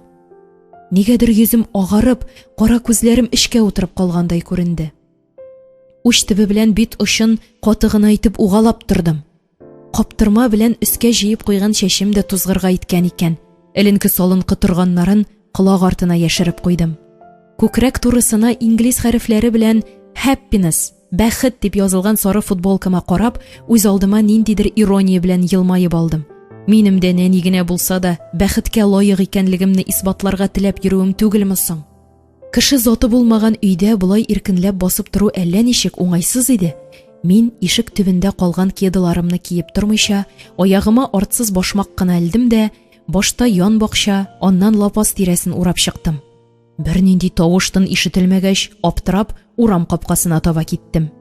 Шул вакыт тимер капка шалтырап ачылды да, аннан җитез атлап керүче, адымнары шул кадәр үз, күзләрдән яшь бәреп чыгардай шул кадәр таныш дүрәнәем күренде. Мин телем авызыма береккәндәй, тавышсыз, өнсез бер урында берегеп калдым. Бу күрешүне хыялымда әле дүрәнәемнең кочагына ташлану, әле тыйнак кына кул бирешү рәвешендә төрлечә күз алдап маташуларым бер мизгелдә башымнан чыгып очты. Мин телсез курчак шикелле әдияргә дә, җәдияргә дә белмичә, ниндидер тилемсә елмаю белән газиз кешемә төбәлдем. Дүрәнәем чәчәкле күлмәк киеп куйган, зәңгәр яулыгын яшьләрчә чөеп кенә җибәргән. Уң кулында чыбык, ә сулында бавыннан урап тоткан кесә телефоны. Кыз кыркынны бүрәнә ярыгыннан да көлә диләр шул. Эй, бу яшьләр! Дүрәнәем мине кочып алды. Үз итеп аркамнан каккалады. Әйтми генә кайтып төшкән бит, әй. Каккан казык кебек торган җиремнән корт чаккандай сискәнеп киттем. Ничә еллар буе күрешмәгән әбием минем биредә пәйда булуымны көтеп кенә торган диярсең. Шулай булырга тиеш дип кирәгеннән артык гади кабул итә түгелме соң? Ул да булмады. Дүрәнәем күзен кыса төшеп, мине үзеннән читкәрәк этәрде. Шул мәлдә аның күкрәк турысыннан ах дигән кебегрәк сәер аваз чыкты. Ул кинәт кенә калтырый башлаган кулы белән минем учымны кысып тотты. Балам, әллә Гөлнарам инде, дигән үзек сүзләрен иреннәрен тибрәтер-тибрәтмәс хәлдә әллә ничә тапкыр кабатлады. Күз читендәге вак җыерчыклар яшь белән тулды. Ирен читендәге буразналар да дерелдәргә тотынды. Мин шатлану хисеннән дә, аптыраудан да, куркудан да, елмаюдан да, елаудан да мәхрүм идем. Мондый чакларда тамак төбенә килеп тыгыла торган төер бу юлы таштан катырак, уттан кайнаррак тоелды. Елап җибәрсәм, күпкә җиңелрәк буласын аңласам да, дүрәнәемә кушылып елый алмадым. Алай гына да түгел. Мин үземнең тораташка әверелгәнемне сизә идем. Дүрәнәемнең учына кысылган бармакларымны да селкетә алмадым. Шул рәвешле 1-2-5 минут үттеме, дүрәнәем тагын иңбашларымнан баягыча кычып алды да, сулыгып, аннан такмаклый еларга тотынды. Балам, балакаем минем, сине күрер көннәремдә бар икән, Гөлнаракаем, бәбекәем. Җанга якын шул сүзне ишеткәч, ниһаять, минем дә буам ярылды. Бит очларын яндырып, кайнар күз яше тәгәрәргә кереште. Тавышсыз гына аккан ул юеш тамчылар дүрәнәемнең зәңгәр яулыгын чылатып, юешләп бетерде. Сөякчел куллар аркамны әле кысып, әле сыйпап, әле каккалап сөйгәндә, аяк табанына кадәр таралган рәхәтлектән мин бер мәлне дүрәнәем кебек такмаклап, кычкырып еларга тотындым. Дүрәнәем минем. Безнең күз яшьләренә күрешми торган елларның сагыну сагышы да, күрешү шатлыгы да, язмыш ачысы да, барысы сыйган иде ахрысы. Дүрәтәең шаккатар инде, әле көтүдән соң сыерны ашатам дип киткән ие. Бераз тынычлангач, дүрәнәем минем кул аркасын янә учы белән сыпыра, йотлыгып күзләремә текәлде. Син дә җиткән кыз булгансың бит. Без картаймый, кем картайсын? Өйгә керәйек, балам. Карале, бөтенләй башым эшләми башлады. Капканы гына ачып калдырайым да. Дүрәнәемнең мәем дип көйләп сөйләшүеннән колак иркәләнә иде. Мин дә үксүдән туктап тынычлана төштем.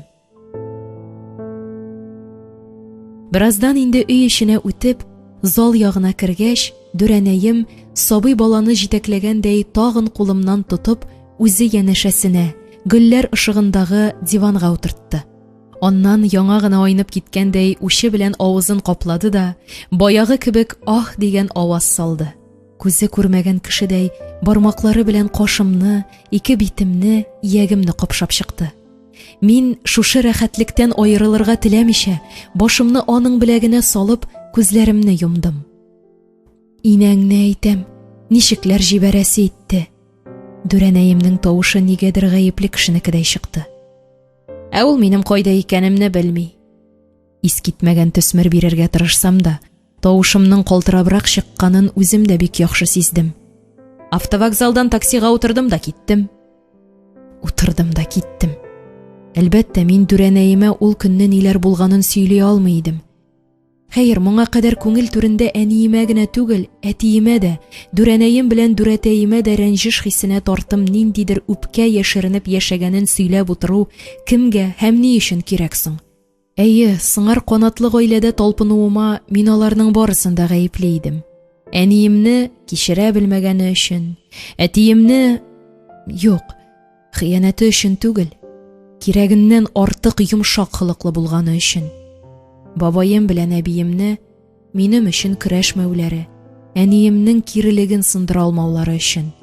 Нишләп соң бу өлкәннәр миннән күпкә белемлерәк, акыллырак, тәҗрибәлерәк кешеләр гап-гади бер хакыйкатьне аңламыйлар? Аларның горурлыгыннан өстенрәк нәрсәләр дә бар лабаса. Бу очракта мин үземне әтиле килештә әтисез үсәргә мәҗбүр булган яралы кырчыкны күз алдында тота идем. Юк, үземне генә түгел. Мин укыган элекке сыйныфта гына да 27 баланың нибары 12-се әти-әниле иде. Бер кызыбызның әтисе, икенчесенең әнисе юл фаҗигасендә үлгән. Калганнары минем шикелле, әтиле әтисезләр. Минем кебек әтиле кыз булып үзәкләре өзелгән, тилмергән Наиләне, Ленизаны, Розаны күз алдына китерсәм, бер-берсен гафу итә белмәгән өлкәннәргә карата үземдә дә нәфрәт уты уяна кебек. Утырдым да киттем. Әниемә үзе яшәгән дөньядан мине эзләмәскә кушып, аңлаешсыз 3-4 авыз сүз язып калдырдым да, паспортымны, мәктәп костюмына дигән акчаны кечкенә сумкама кыстырып, үземнең дә, әниемнең дә кесә телефонын өстәлгә ыргытып, барлык ярый-ярамыйларга кул селтәп чыктым да киттем. Әнинең мине, әтиемне ниндидер 7 ятка алмаштырырга маташканын, ул 7 ятның минем өчен үзем дә сизмәстән җандашка әверелеп барган Гөлсириннең әтисе икәнен белү бар дөньяның астын өскә китергәндәй булды. Янәшәмдә тагын берәүнең бәхетсезлеккә таба атлавын күреп тору, аның язмышын шәлпәрәмә китерергә җыенучыларның берсе минем әнием икәнен аңлау, болай да сынык күңелемне бөтенләй тураклап атты кебек. Яшермим, туган авылымны эзләп табу уе миңа соңрак килде. Ә ул вакытта сәүдә үзәгеннән атылып чыгып, кояшы урланган урамда, өлкәннәрнең буш һәм мәгънәсез тоелган дөньясында япа-ялгыз калганымны аңлаганда, мин теләсә нинди адымга әзер идем.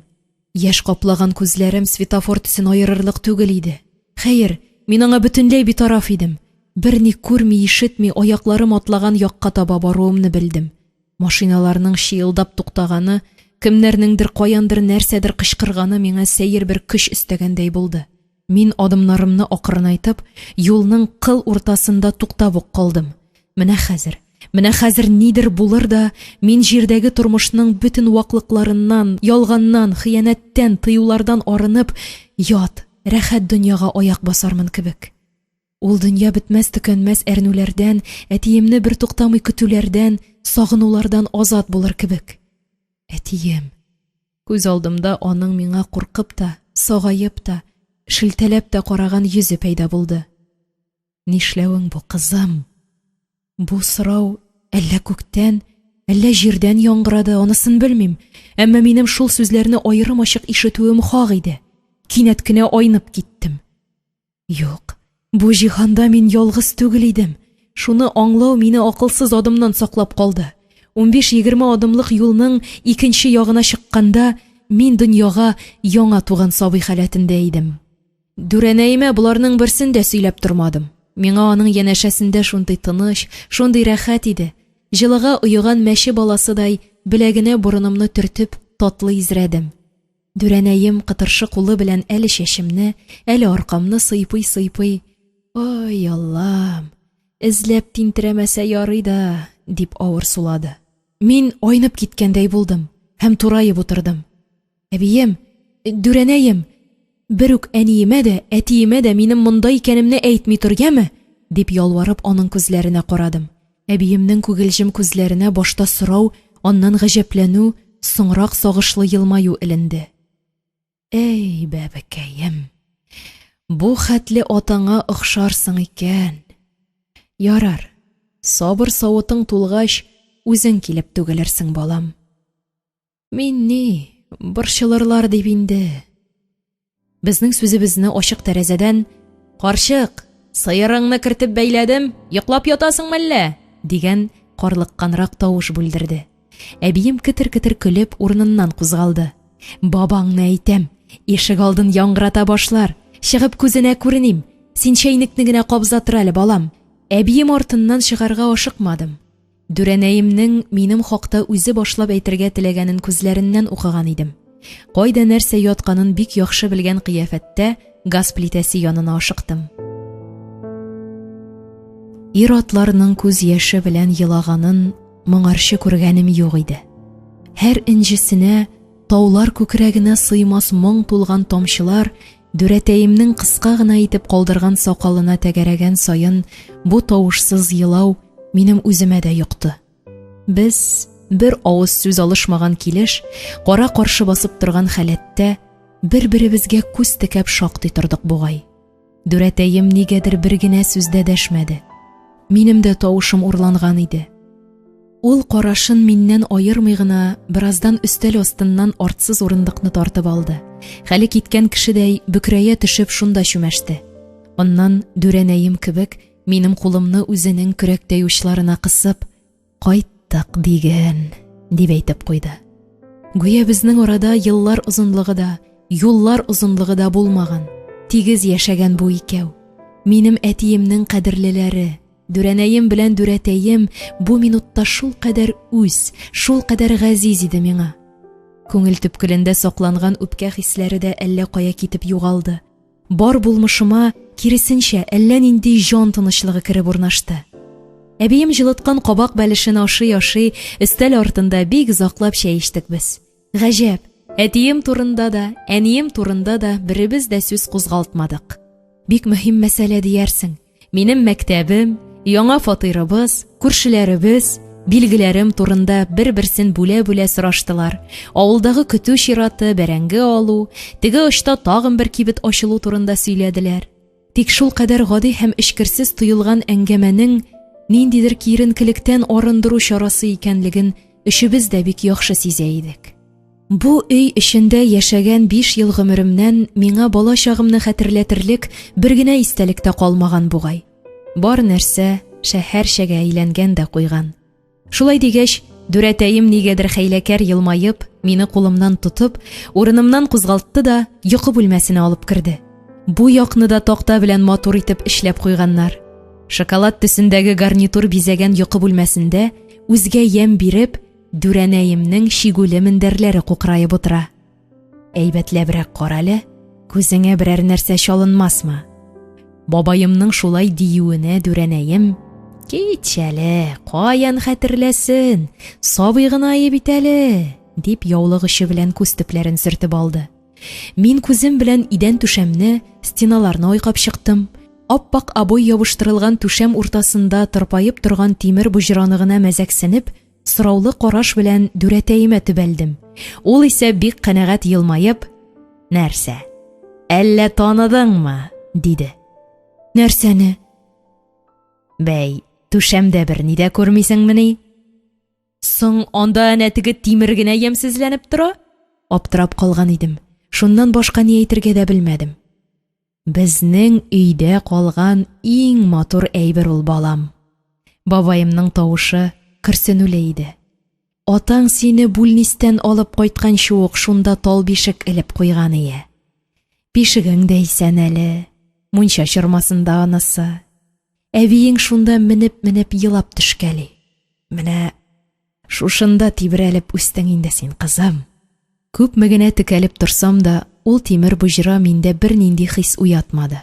Мин бишекне дә, анда тибрәлүемне дә үзем хәтерләми идем шул. Киресенчә, ул буҗра миңа нигәдер бүгенге көнемне, башы да, азагы да күренмәгән ябык түгәрәкне генә исемә төшерде. Буларын да хәтерләмисеңме? Дүрәтәем бик кадерле нәрсәне ватудан курыккандай, ак буяуга буялган ишек яңагын сак кына сыпырып куйды да, миңа күтәрелеп карады. Идәнгә тезләндем дә, берсе артыннан икенчесе уелган киртекләрне бармак очым белән сыйпый, авызым колагыма җитәрлек итеп елмайдым. 1 киртек, 2, 3, 4, 5. 1 яшьлек, 2, 3, 4, 5 яшьлек чагым. Минем туган көнем җиткән саен, әтиемнең пычак очы белән ишек яңагына тамга салганын мин еллар аша менә бүген, хәзер шушы минутта күзәтеп торам кебек. Төн буе керфек юммам, дүрәнәем белән серләшеп чыгармын кебек иде. Ни хикмәт, галәмәт зур ястык өстенә башымны салуга изрәп киткәнемне сизми дә калганмын. Сузып сыер кычкырган, сарыклар бәэлдәшкән тавышка күземне ачкач, үземнең кайда икәнемне аңышмыйча, башта сәерсенеп киттем. Тәрәзәдән үрелеп караган таң кояшы битемне иркәләүгә түзә алмыйча, башымны тизрәк юрган астына яшердем. Татлы йокымнан уянасым килми иде. Йокым качмасын дип, кирфекләремне чытырдатып йомдым. Каникул буе төшкә кадәр йоклап йөрәнгәч, әтәчләр сәгате белән урынымнан кузгалмам бит инде. Тик гаҗәп хәл. Йокы туйган, аунап ятарга бер теләк тә юк. Үземә үзем аптырап, юрган астыннан башымны чыгардым. Дүрәнәем белән дүрәтәем өйдә түгел иде бугай. Шылт иткән аваз да ишетелми. Кичәге очсыз-кырыйсыз көнне күз аллап, авыр сулап куйдым. Дүрәнәемнең башта мине атна 10 көн генә күрешми торган оныгын каршылагандай кочып алуын уйлап, янә бер сәерсендем. Шулай да баш ватып ятарга җыенмый идем. Киерелә сузыла торып утырдым да, урындык аркасына эленгән җиңле халатка үрелдем. Әбиләрский булса да, билен буып куйгач, ярыйсы гына икән. Тузган чәчләремне бармак белән генә тарый-тарый көзге каршына килеп, бер тын үземә карап тордым. Веранда ишеген ачып, ишек алдына аяк басуыма, борыныма иртәнге салкынча һава, яңа сауган сөт, яфрак исе килеп бәрелде. Аякларыма галәмәт зур галош элеп, чык тамчылары ялтыраган чиремнән лаштыр-лаштыр урамга таба атладым да кире борылдым. Чөнки терәлеп торган күршеләрнең яшелчә бакчасында кичә күрешкән егет малайның юлбарыслы футболкасы күземә чалынды.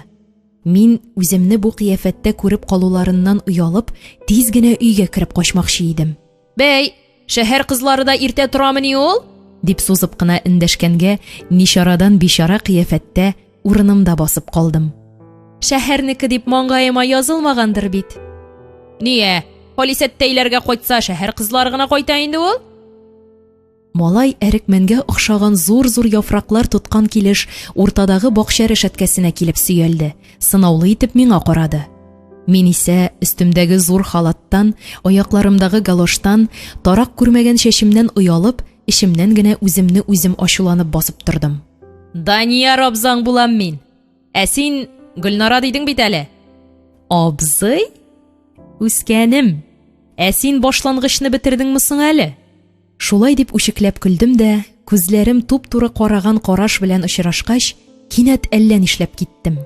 Булган кыюлыгым да каядыр китеп югалды. Бу яшел коңгырт күзләрдән ниндидер җылылык, нур сибелә иде кебек. Ни икәнен аңламасам да, йөрәк турысында моңарчы мин татымаган бер сулкылдау барлыкка килгәнен тоеп, сискәнеп куйдым. Шул хәләтемне сиздермәс өчен, ясалма көр тавыш белән: «Шу бутаудан башка эш белмисең бугай, әйеме? Төн буе әрекмән йолкыгансың түгелме?» дигән булдым. «Эй, апайым, син үзең әрекмән. Шалфей яфрагын танымаска. Тамагың авыртса, безгә йөгереп кергәнеңне сизми дә калырсың әле. Данияр абзыкаем, бер генә яфрак биршә әле дигәнеңне». Ни гаҗәп, бу малайның үртәгәненә тамчы да ачуым чыкмады. Киресенчә, аның бераз көйләбрәк, ирен читләренә кунган елмаюын яшерергә теләгәндәй, авызын очлайтып үчекләгәненә үзем дә елмаеп кына куйдым. Аннан бармагым белән чигә турысын бургычлаганда иттем дә, бер сүз дә дәшми борылып, өйгә керергә ашыктым. Даниярның «Кич чыгарсың яме» дип кычкырып калган сүзләре колагымны түгел, йөрәгемне көйдереп алды бугай. Бераздан кулына буш чиләк, кәгазь каләм тоткан Дүрәнәем дә өйгә керде. «Кызым, нигә рәхәтләнеп йокламыйсың? Иртә бит әле», дип сөйләнә-сөйләнә зал ягына үтте. «Сөт тапшырып кайттым әле.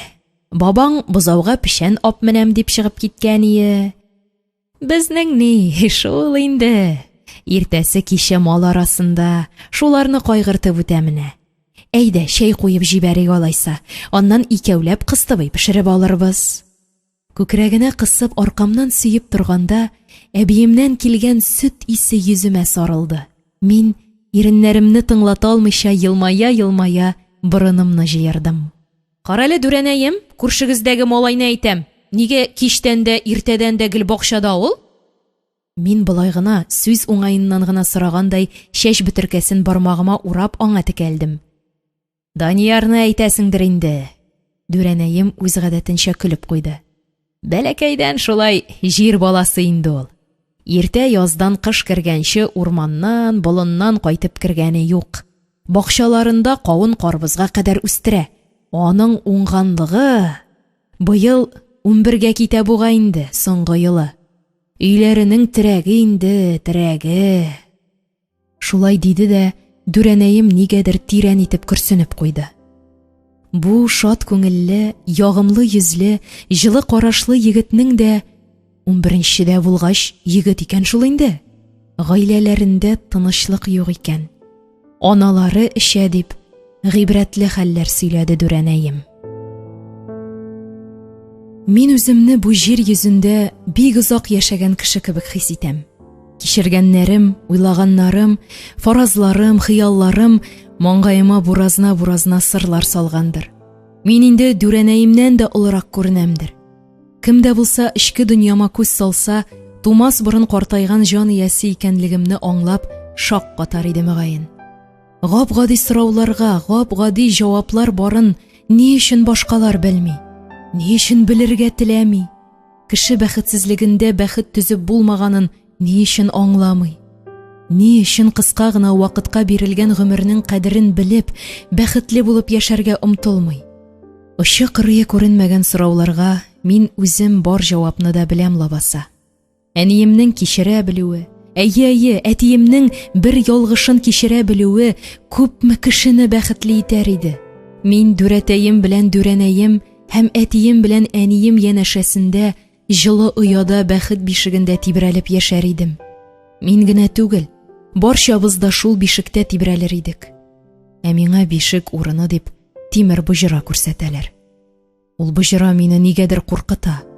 Минем аны түшәмнән йолкып атасым, күз уңыннан юк итәсем килә.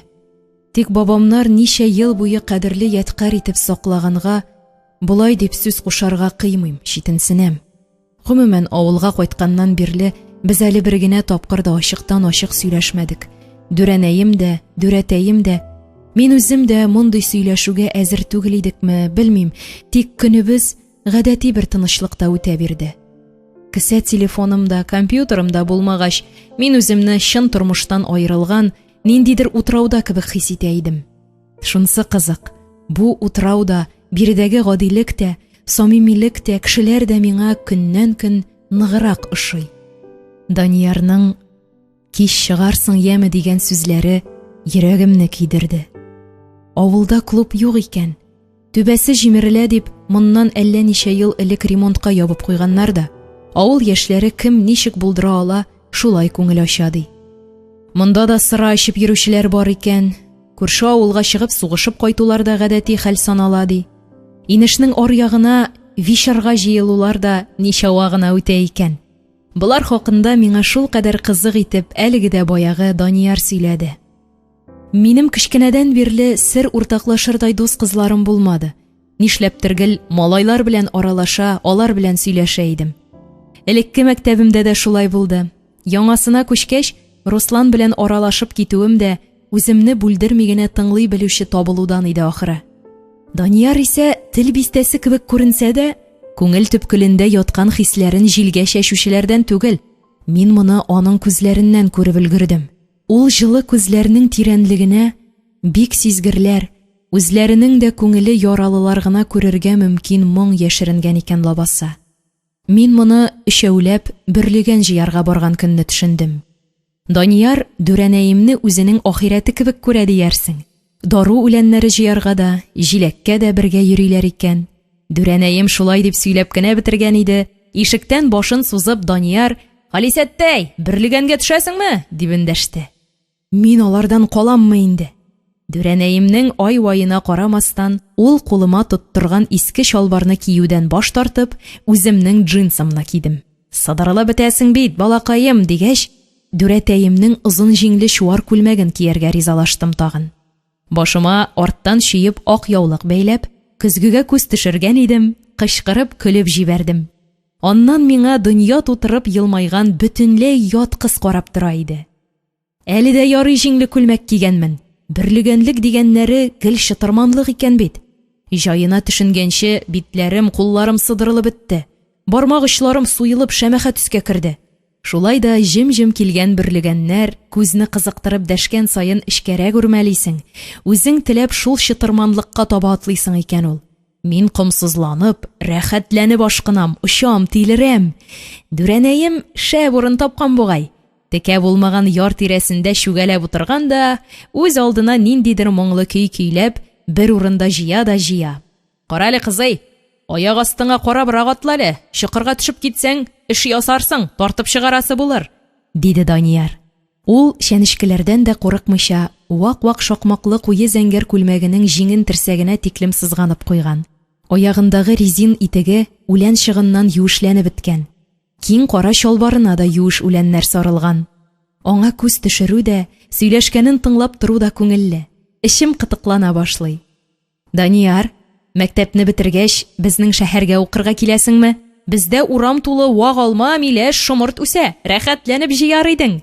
Урман малае икәнсең бит, шуңа әйтәм». «Укыды ди. Армиягә китәм мин». «Син китсәң, әниеңә кем булыша? Энекәшләреңә кем күз колак була?» Халисәттәй сөйләдеме ни? «Син дә көләсеңме?» «Көл, көл. Кызыктан йөрим бит мин». «Нишләп минем хакта шулай начар уйлыйсың син? Нигә дип көлим инде? Киресенчә. Мәктәптә дә көләләр. Белмим мәллә. Алар йокыдан торганчы, мин ат җигеп фермага төшеп киткән булам. Аннан ияреп кайткан синаж, силоз исләре бөтен киемгә сеңеп бетә. Аннан да көләләр. Эшеннән чыгармасыннар дип, әни урынына сыер сауганымнан да артымнан даяр дип көлеп йөриләр. Әнинен эшләтергә дә белгән юк. Өс башны карауны, ашарга пешерүне әллә нигә бер исенә төшерә. Ачуланып та карадым, әйбәтләп әйтеп тә. Үзе теләмәгәч, дәваланырга алып баруның да файдасы юк. Әти безнең янда күпкә түзәрме, белмим. Без икебез дә сүз берләшкәндәй тын калдык. Бер-беребезгә күтәрелеп карадык. Аның күзләрендә чарасызлык, өметсезлек чагыла иде. Мондый хәләттән куркам мин. Котым очып куркам. Шуңа да сүзне икенчегә борырга тырыштым. Сабый бала шикелле, җыен тузга язмаганны сөйләп, бу шомлы тынлыктан котылырга ашыктым. Үзем берлегәнгә үреләм. Үзем күз чите белән генә Даниярга күз салам. Тыштан бер катлы күренсә дә, аның да җан түрендә дәрья дулкыннары икәнле. Мин мәктәпне бетергәч, тәрҗемәче булам. Илләр гизәргә, дөнья буйлап сәяхәт итәргә телим. Аннан картайганчы стюардесса булып та эшлисем килә. Данияр, мин сиңа самолеттан, йылдызлар яныннан биектән кул булгасам, син мине танырсың микән? Шуны күз алдыма китереп, бер генә болыт кисәге дә булмаган зәңгәр күккә күтәрелеп карадым. Ул бияклектә, ул шиксезлектә күзне чагылдырыр да яктылык кына шәйләнә иде. Яктылык һәм зәңгәр күкне аралап, миңа таба үрелгән аклык. Нигә, әбзәтелне танырмын? Моның шулай булачагына иманы камил кеше кебек, Данияр бик җитди итеп ияк какты. Балаларыма әйтеп мактанырмын да әле. Әнә ул йылдыздагы апагыз минем белән берлегән җыеп йөргән иде дип сөйләрмен. Бәй, ул балаларның әнисе мин булмыйммыни? Артыгын ычкындырганымны чамалап, телемне тешләдем. Данияр да уялды бугай. Тавышы үзгәреп китте. Кит әле, былай гына әйттем, өйләнмим мин. Сиңа да, бүтәнгә дә, мин теге башкарак киттем. Мондагысын җыеп бетер. Нигә? Миннән куркасыңмыни? Кем, минме? Син ул менә, бер үзең бер адымга калырга куркасың бугай. Шәһәр кызлары чебен тимәс шер итәр була бит ул. Нәрсә булды соң әле миңа? Ни өчен моңарчы дөньяда барлыгын да белмәгән чит ят егет кисәгенең һәр сүзе шул кадәр якын, җаныма ягымлы булып ишетелә? Нигә аның йөзенә күтәрелеп карыйсым гына килеп тора? Нәрсә булды миңа? Әйтегез, кешеләр. Бу яфракны таныйсыңмы, шәһәр кызы? Данияр аяк астына иелеп, үги ана яфрагы үзеп алды да, мине үртәп, борын төбендә җилпәзә итеп селкеп алды. Мин дә башымны юләргә салып, беренчедән, мин шәһәр кызы түгел, әти кызы. Аңладыңмы? Мин әтиемнең кызы. Икенчедән, бу пешәнне гомеремдә беренче тапкыр күрәм, дип йөземә бик гаҗәпләнгән төс чыгардым. Син үзең пешән. Үги ана яфрагы бу, белеп кал, апаем. Ошамый. Яфрагы да ошамый. Исеме дә. Миңа да ошамый. Дөрес әйтмәгәне күренеп тора иде. Шулай да Данияр минем кебек борынын җыерып алды да, кулындагы яфракны ипләп кенә җиргә куйды. Мин сиңа ошыйммы, Данияр? Бу сорауны мин кычкырып әйтмәгән идем бугай. Шулай дип уйлап кына куйдым кебек. Әллә инде ул уйның телемнән тәгәрәгәнен сизми генә калдыммы? Даниярның йөзе үзгәреп китте. Мин аңа карамасам да, кинәт җитдиләнгәнен, ике битенең кызарып януын, күзләренә кинәт кенә тагын моңсулык йөгергәнен күрә тоя идем. Син күктә, мин җирдә, Гөлнара. Миңа сине ошатырга ярамый. Шулай диде дә Данияр шәнечкеле куакларны ике кулы белән ярсып аралый-аралый, башын иеп эчкәрәк кереп китте. Мин аның артыннан атламадым.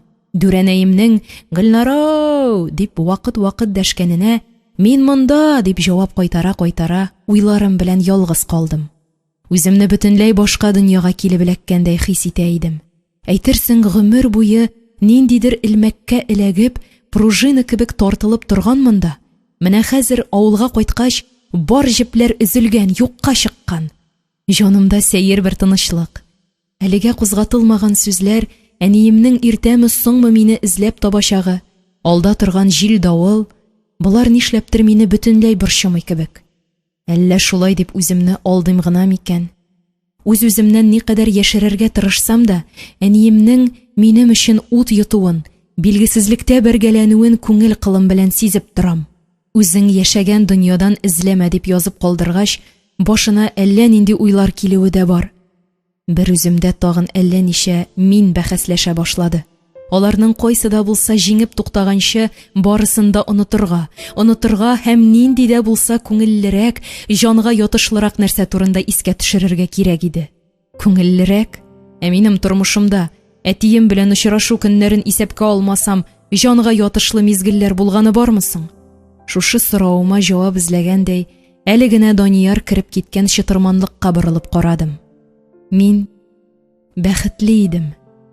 Ах-ух килеп ярдан күтәрелгәндә дә, тулган чиләкләргә карап, эшебез бер-беребезне мактаганда да, Дүрәнәемнең һәм үзенең чиләген тотып ярты адымга алданрак атлаган Даниярның гәүдәсенә торып күз салган мәлемдә дә бәхетле идем.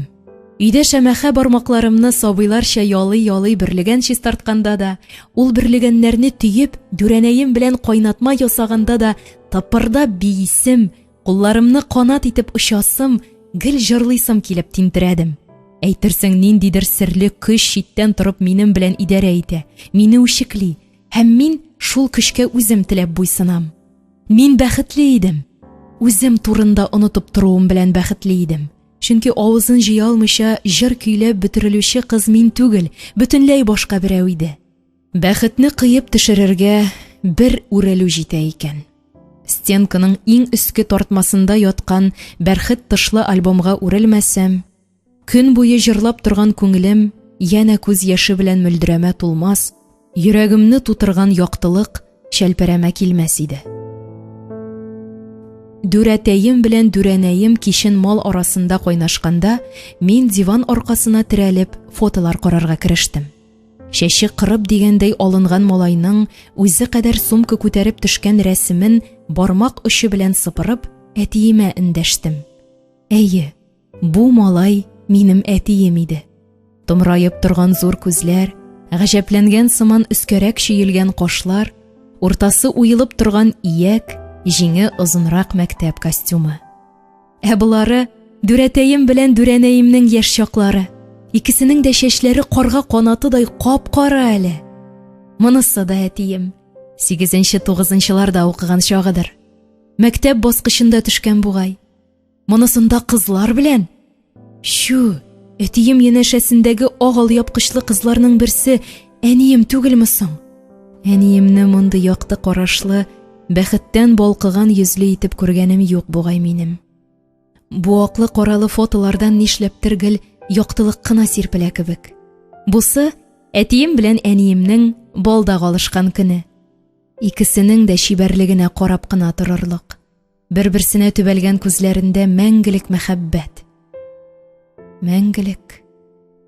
Үз уемнан үзем ирен чите белән әрнүле елмаеп куйдым.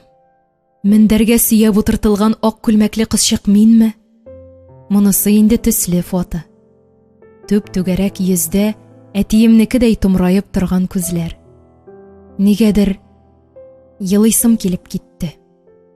Инде уртага баскан кызчыкның ике битенә яңакларын терәп, бер-берсен кочып төшкән әтием белән әниемне күргәч, күз яшьләрем тулы ирек алды. Гаҗәп. Альбомда минем шәһәрдә төшкән фотоларым да бар иде. Менә мин әтием белән зоопаркта, кинода, ап-пак алмагачлар янәшәсендә. Бусы көзге чаган яфракларын кулыма тотып, сынаулы карап торган чагым. Монысы да мин дияр идем. Юк, фотодан миңа охшаган башка берәү төбәлеп тора иде. Күземне шар ачып, шул сүрәткә карап каттым. Артисткалар кебек елмайган шомырт күзләр, бүселебрәк торган иреннәр, ияген икегә бүлгәндәй шәйләнер-шәйләнмәс торган чыкырчык. Әллә идән, әллә түшәм әйләнә иде. Юк, алар түгел. Тәрәзә төбен тутырып утырган яраннар, болыт төсендәге пәрдәләр, ишек яңагы мәтәлчек атала баса. Мин үзем утырган диванның да әйләнә башлавыннан курыккандай, аның кырыена чытырдатып тотындым. Итәгемдә яткан альбом шапылдап идәнгә килеп төште. Кызыл чәчәкле келәм өстенә эреле-ваклы сүрәтләр чәчелде. Мин ни булганын аңламаган хәлдә шак катып шул сүрәтләргә күз текәп утыруымны белдем. Идәннән миңа шул кадәр дустанә һәм эчкерсез елмаеп Гөлсирин карап тора иде. Син инде җиткән кыз балам. Бөтенесен белсәң дә гаеп түгелдер. Буларын баз астыннан ишетелгән тавыш белән Дүрәнәем сөйли бугай. Ширен яшергән, үлгән диләр. Анаңны әйтәм. Бәгыркәе катырактыр шул. Югыйсә 4 аяклы атта абына. Атаңны яклавым түгел. Шулай да узган эшкә салават. Онытырга да булыр едасың. Туй алдыннан да акча эшләйем дип Казанга киткән ие Солтан. Рәдимә безнең авылда мәктәптә укыта гына башлаган ие. Эй, матур да җырлый торган ие анаң. Ул чакта смотр концерты дигән нәрсә бар ие. Яшьләр белмәй инде аны. Рәдимәне дә бүтәннәр белән районга җибәргәннәр. 3 егет, 3 кыз парлашып кына йөриләр дип атаңа сүз ирештергәннәр. Көнләшеп, юри араларын бозарга теләгәннәрдер инде. Бигрәкләр дә матур парые бит атаңнар.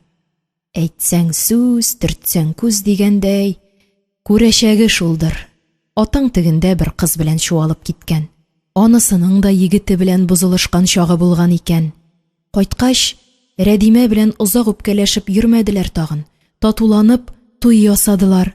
Казанда да кызы туганын син туар алдыннан гына белеп кайткан Солтан. Эй, язмышкайлар. Булар турында ничә ел үткәч кенә сөйләде бит атаң. Югыйсә теге хатын тыгылып та маташмаган. Гөлсирин тугач ук үзенең егете белән кушылып та куйган булган. Үзен күргәнем юк югын. Иллә мәгәр акылсыз хатын түгелдер. Безнең ялгышларда баланың гаебе юк дигән. Гөлсирин атаң белән монда да кайткалап йөри. Аллага шөкер, анысын да тыймады анасы. Үги атасы да бик юньле кеше, үз кызы кебек күрә. Атаң белән күрешеп яшәвенә дә каршы төшмәгән. Рәдимәкәем генә атаңны кичерә алмады. Безне дә сиңа якын китермәде.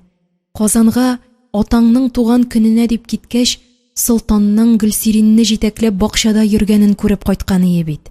5 ел буе шуны яшереп йөргән бит атаң. Ичмаса, башта ук утырып аңлашкан булсалар соң, үзәкләрем ничек өзелгәнне бер Ходай гына белә. Миңа барыбер иде. Әллә үзем, әллә тирә-як тора ташка әйләнде. Кул-аякларым да, телем дә, күзләрем дә хәрәкәтсез калды. Минем әтием, минеке генә дип йөргән газизләрдән газиз кешем башка берәүнең дә әтисе. Ул нәкъ миңа эндәшкәндәй тагын берәүгә кызым дип дәшә. Гөлсирин күрешмичә генә танышкан, аралашкан вакытта җандашыма әверелгән, миңа охшаган кыз минем бер туганым. Ул 2 әтиле булып, теләсә кайчан һәр икесенә авыз тутырып әти дип дәшкәндә, мин бердән-бер әтиемнән мәхрүм булып яшәгәнменме? Күкрәк турысыннан кайнар дулкын күтәрелә иде. Мин ярга чыгарып ыргытылган балыктай авызымны ачып еш-еш суларга тотындым. Мондый чакта тирә-яктагы бар нәрсәнең тоташ әйләнә башлавын белә идем инде. Егылып төшмәс өчен янә диван читенә ябыштым. Алдымда кинәт кенә әниемнең ишек яңагына сөялгән нәзек гәүдәсе пәйда булды. Шул мәлдә аның күзләренә яшеренгән мәңге ачылмас сер һәм сагыш пәрдәсенең бер чите күтәрелеп киткәндәй тоелды. Мин аны иңнәреннән кычып алырга, аякларына егылырга, әтиемне түгел, мине кичерүен сорарга теләдем.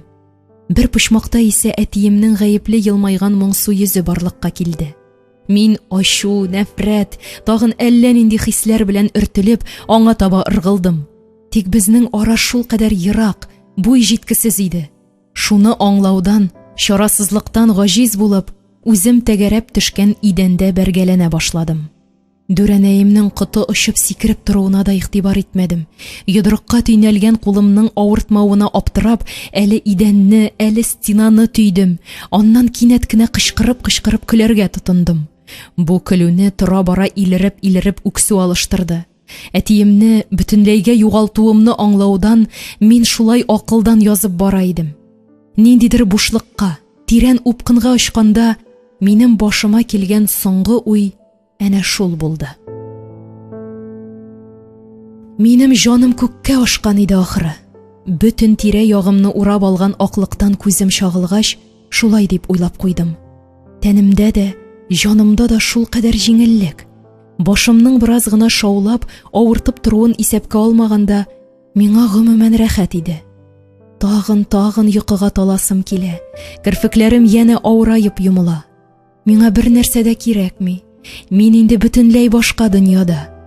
Үз-үземне шулай дип ышандырып, әллә төш, әллә өн аралаш ихлас елмаям. Әле дә ярай Данияр булды, рәхмәт төшкере. Бүтән чакны правам юк шул әле дип уфтана торган ие, балакаем. Ике дә уйламай атасының машинасын алды да чыкты. Монда бүлнискә килгән иек, карамыйбыз, полисы юк дип торалар. Алла бәндәләре, күрәләтә балакаемны үтерәсезмени дип, үзем елый торгач, дежурныйны чакырдылар тагын. Дүрәнәемнең үче белән авызын каплый төшеп, кемгәдер нәрсәдер сөйләве миңа ниндидер мөнәҗәт кебек ишетелә. Колакка Данияр дигән ягымлы исемне ишетүемнән тагын рәхәт елмаям. Җирдә калган тормышымнан миңа яшел коңгырт күзләр иясе үз янына чакырып кул изи. Мин аның бакчада тәүге очравында. Кем беләндер, мин инде аның кем икәнен беләм әлбәттә. Бу тап таныш кешесенә дәшкәндәй эндәшүен дә яңадан күргәндәй булам. Тагын күрергә теләп, кирфекләремне тибрәтәм. Тик алар мине тыңларга теләми. Күз кабагын нәрсә беләндер бастырып куйганнар диярсең. Күземне якты нур үтеп керерлек кенә ача алам. Ап-пак бүлмә уртасында бер-берсенә сыйынып, дөресрәге, әтиемнең күкрәгенә башын салып торган әниемне күреп, башта татлы елмаям. Аннан котым очып сискәнеп китәм. Әгәр дә мин җирдән аерылып, башка дөньяга эләккәнмен икән, әтием белән әнием монда булырга тиеш түгел лабаса. Бәлки мин күкләрдән торып аларның кавышканын күрәмдер. Шушы уемның чынлыгына ышанырга теләп, йырта күземне ачам. Алар җирдә дә, күктә дә түгел, менә монда, минем янәшәмдә басып тора иде. Күп елаудан әниемнең йөзе кызарып, суырылып, күзләре шешенеп беткән. Әтием исә аны аркасыннан кычкан да, бер туктаусыз әниемнең беләген сыпыра. Тимер башлы, ап-пак җәймә ябылган караватка утырган дүрәнәем нидер укый, сөйләнә. Миңа рәхәт. Әтием белән әниемне янәшә күрүдән минем бөтен күзәнәгемә яшәү дәрте тула. Шуны сизеп, тагын елмаям. Нигә бер сүздә эндәшмисең ул? Нигә елмая? Әниемнең карлыккан тавыш белән шулай дип соравына миңа рәхәт дип җавап кайтарасым, аны тынычландырасым килә. Әмма телем дә каядыр ябышкан бугай. Мин аны берничек тә селкетә алмыйм. Елап ятсынмыни? Минем кызым шир алдында баш ия торганнардан дисең мәллә әнисе? Ул бер үзе түгел, без өчәү, бер бөтен. Шуны белеп елмая минем кызым. Әтиемнең көр тавышына ияреп, үземнең дә кычкырасым килә. Юк инде, селкенмәгәч селкенми инде бу тел. Әтиемнең кызы. Минем әтиемнең кызы. Ул мин дә кебек. Түгел дә. Күкләрдән күзәтеп яту кызык икән, үзеңне көзгедәгедән дә яхшырак күрергә була. Менә ул җирдәге мин, дөресрәге, минем әтинең кызы. Меңнәр, миллионнар арасында япа-ялгыз калып, үзенең бер соравына җавап эзли. Кичә генә бүтәннәрне каты бәгырьлелектә, кичерә белмәүдә гаепләгән кыз үз күкрәгенә уялаган ташны ничек эретергә белми җафалана. Ул ташка боз салкыны да, ут ялкыны да бергә сыйган кебек. Минем әтинең кызы ул минме? Әллә ерык авызлы, көләч күзле Гөлсиринме? Әтиемнең ничә еллар буе мине алдап, миңа берни белгертми яшәвен мин бер кайчанда кичерә алмам кебек. Бер кайчанда. Җирдә яшәү ул шул кадәр кыска бер аралык икән. Мин ул аралыкны үземне белә белгәннән бирле нәрсәдер көтеп кенә үттем түгелме? Нәрсәдер. Әтием, әнием янәшәсендә өчәү бер бөтен булып яшәүне. Хәзер кул сузымы арада икәү янәшә торган газиз кешеләрем кочагына атылып, көткән хыялыма сарылырга ни бары бер адым калгач, нигә мин кулларымны канат итеп алар янына атылмыйм? Бер адым. Ул адымны атлар өчен миңа күкрәк турысын изеп сытып торган нәфрәт ташын кубарып атарга гына кирәк. Ул ташның авырлыгы да, кайнарлыгы да минем җанымны көйдерә. Мин әниемнең дә, әтиемнең дә, миңа тиешле бәхетнең бер өлешен урлаган Гөлсириннең дә, әниемнең тормышына үтеп керергә маташкан Дамир Зарипович дигән әдәмнең дә шул кайнарлыкны татып каравын телим. Үз явызлыгымнан үзем янә елмаям. Мин бит Дамир Зарипович белән очрашырга, барысында бергәләп хәл итәргә ризалашкан идем инде. Гөлнара белән Гөлсиринне күрештерербез. Кызлар инде сабый түгел, алар чыннан да дөреслекне белергә тиеш дигән идем. Җитешмәдем, бик аз гына җитешмәдем. Запискасын укыгач, акылдан шашам микән дип торам. Ярый әле әнкәй сиңа шалтыратып әйткән. Йөрәгем ярылыр иде. Әнием күз төпләрен сөртә-сөртә, дүрәнәем ягына рәхмәтле караш ташлый. Бая гына чакрымнардан ераграк тоелган бер адымның кинәт кенә кыскарып, кечерәеп китүен сиздем. Гөлсирин инде шатлыгыннан үрле-кырлы сикерә ди Дамир. Кемнең апа, кемнең сеңел икәнен үзебез карарбыз дип кая басканын белми йөри ди. Әтиемнең гадәтенчә моңсу елмайган күз карашында мин үземә охшаган кызның аяк очларында бөтерелгәнен күреп өлгерәм. Минем әтинең кызы. Юк, ул Гөлсирин түгел, бу мин үзем. Мин әти кызы. Ниндидер гәрлек, үпкә, көнчелек хисеннән күзләремне чытырдатып йомарга телим. Кирфекләрем тагын мине тыңламый. Күз алдымдагы аклык ниндидер дәрьяга әверелә бара. Мин инде дулкыннарның башта вак-вак булып, аннан утыры зурайып, әле бер, әле икенче ярга килеп бәрелүен күрәм. Ул дәрьяның икенче ягында моңарчы миңа таныш булмаган сәер дөнья. Анда мин үзем дә, әтием, әнием дә, дүрәнәем белән дүрәтәем дә, миңа таба кочак җәеп йөгергән Гөлсирин дә, кыяр кыймас елмайган Данияр да бар кебек. Бу ярда... Нишләп соң мин бу ярда да үземне күрәм? Әнә иш мин, әрнүләрем белән бер ялгызым калып, әрле-бирле киләм, шәбәләнәм, бәргәләнәм. Күкрәк турысын тын алмаслык итеп кыскан ул әрнүне умырып алып, дәрья суларына томырасыңмыни? Кытылу чарасын тапкандай, баягы тилемсә елмаюымны йөземнән йыртып ташлап, мин тешләремне кысып, иреннәремне чәйнәп, бар көчемә шул әрнүгә чытырдап ябышам. Хәлсез тырнакларым белән аны кубарырга, йолкырга тотынам. Мин көчсез түгел. Мин кичерә беләм. Ни бары бер талпыну, һәм ни бары бер адым. Дәрья төпкеленә төшеп юк булган ташны гына көтеп торганнар диярсең. Баягы дулкыннар чайкалудан туктады. Мин инде теге ярдагыларны бик якында, аерым ачык күрәм. Аларны да, үземне дә бәхетле итү өчен шушы бер адым, ни бары бер адым гына кирәк түгелме соң? Ул бәхетне кулга төшерергә дә, кыеп төшерергә дә ни бары бер адым җитә. Мин кайттым. Һәр кемнең бәхеткә лаек икәнен исбатлар өчен җиргә кире кайттым. Бер кулы белән әтиемнең, икенчесе белән әниемнең учларын кысып тоткан үземне, минем әтинең кызын күреп, ниндидер җиңеллек белән елап җибәрдем. Бәхеттән тамган күз яшьләрендә тоз тәме юк икән. Яшәүнең үзе кебек татлы икән ул. Үз ачышыма үзем шаккаткандай, дөньяга яшь аралаш елмайдым. Резидә Сәләхова укыды.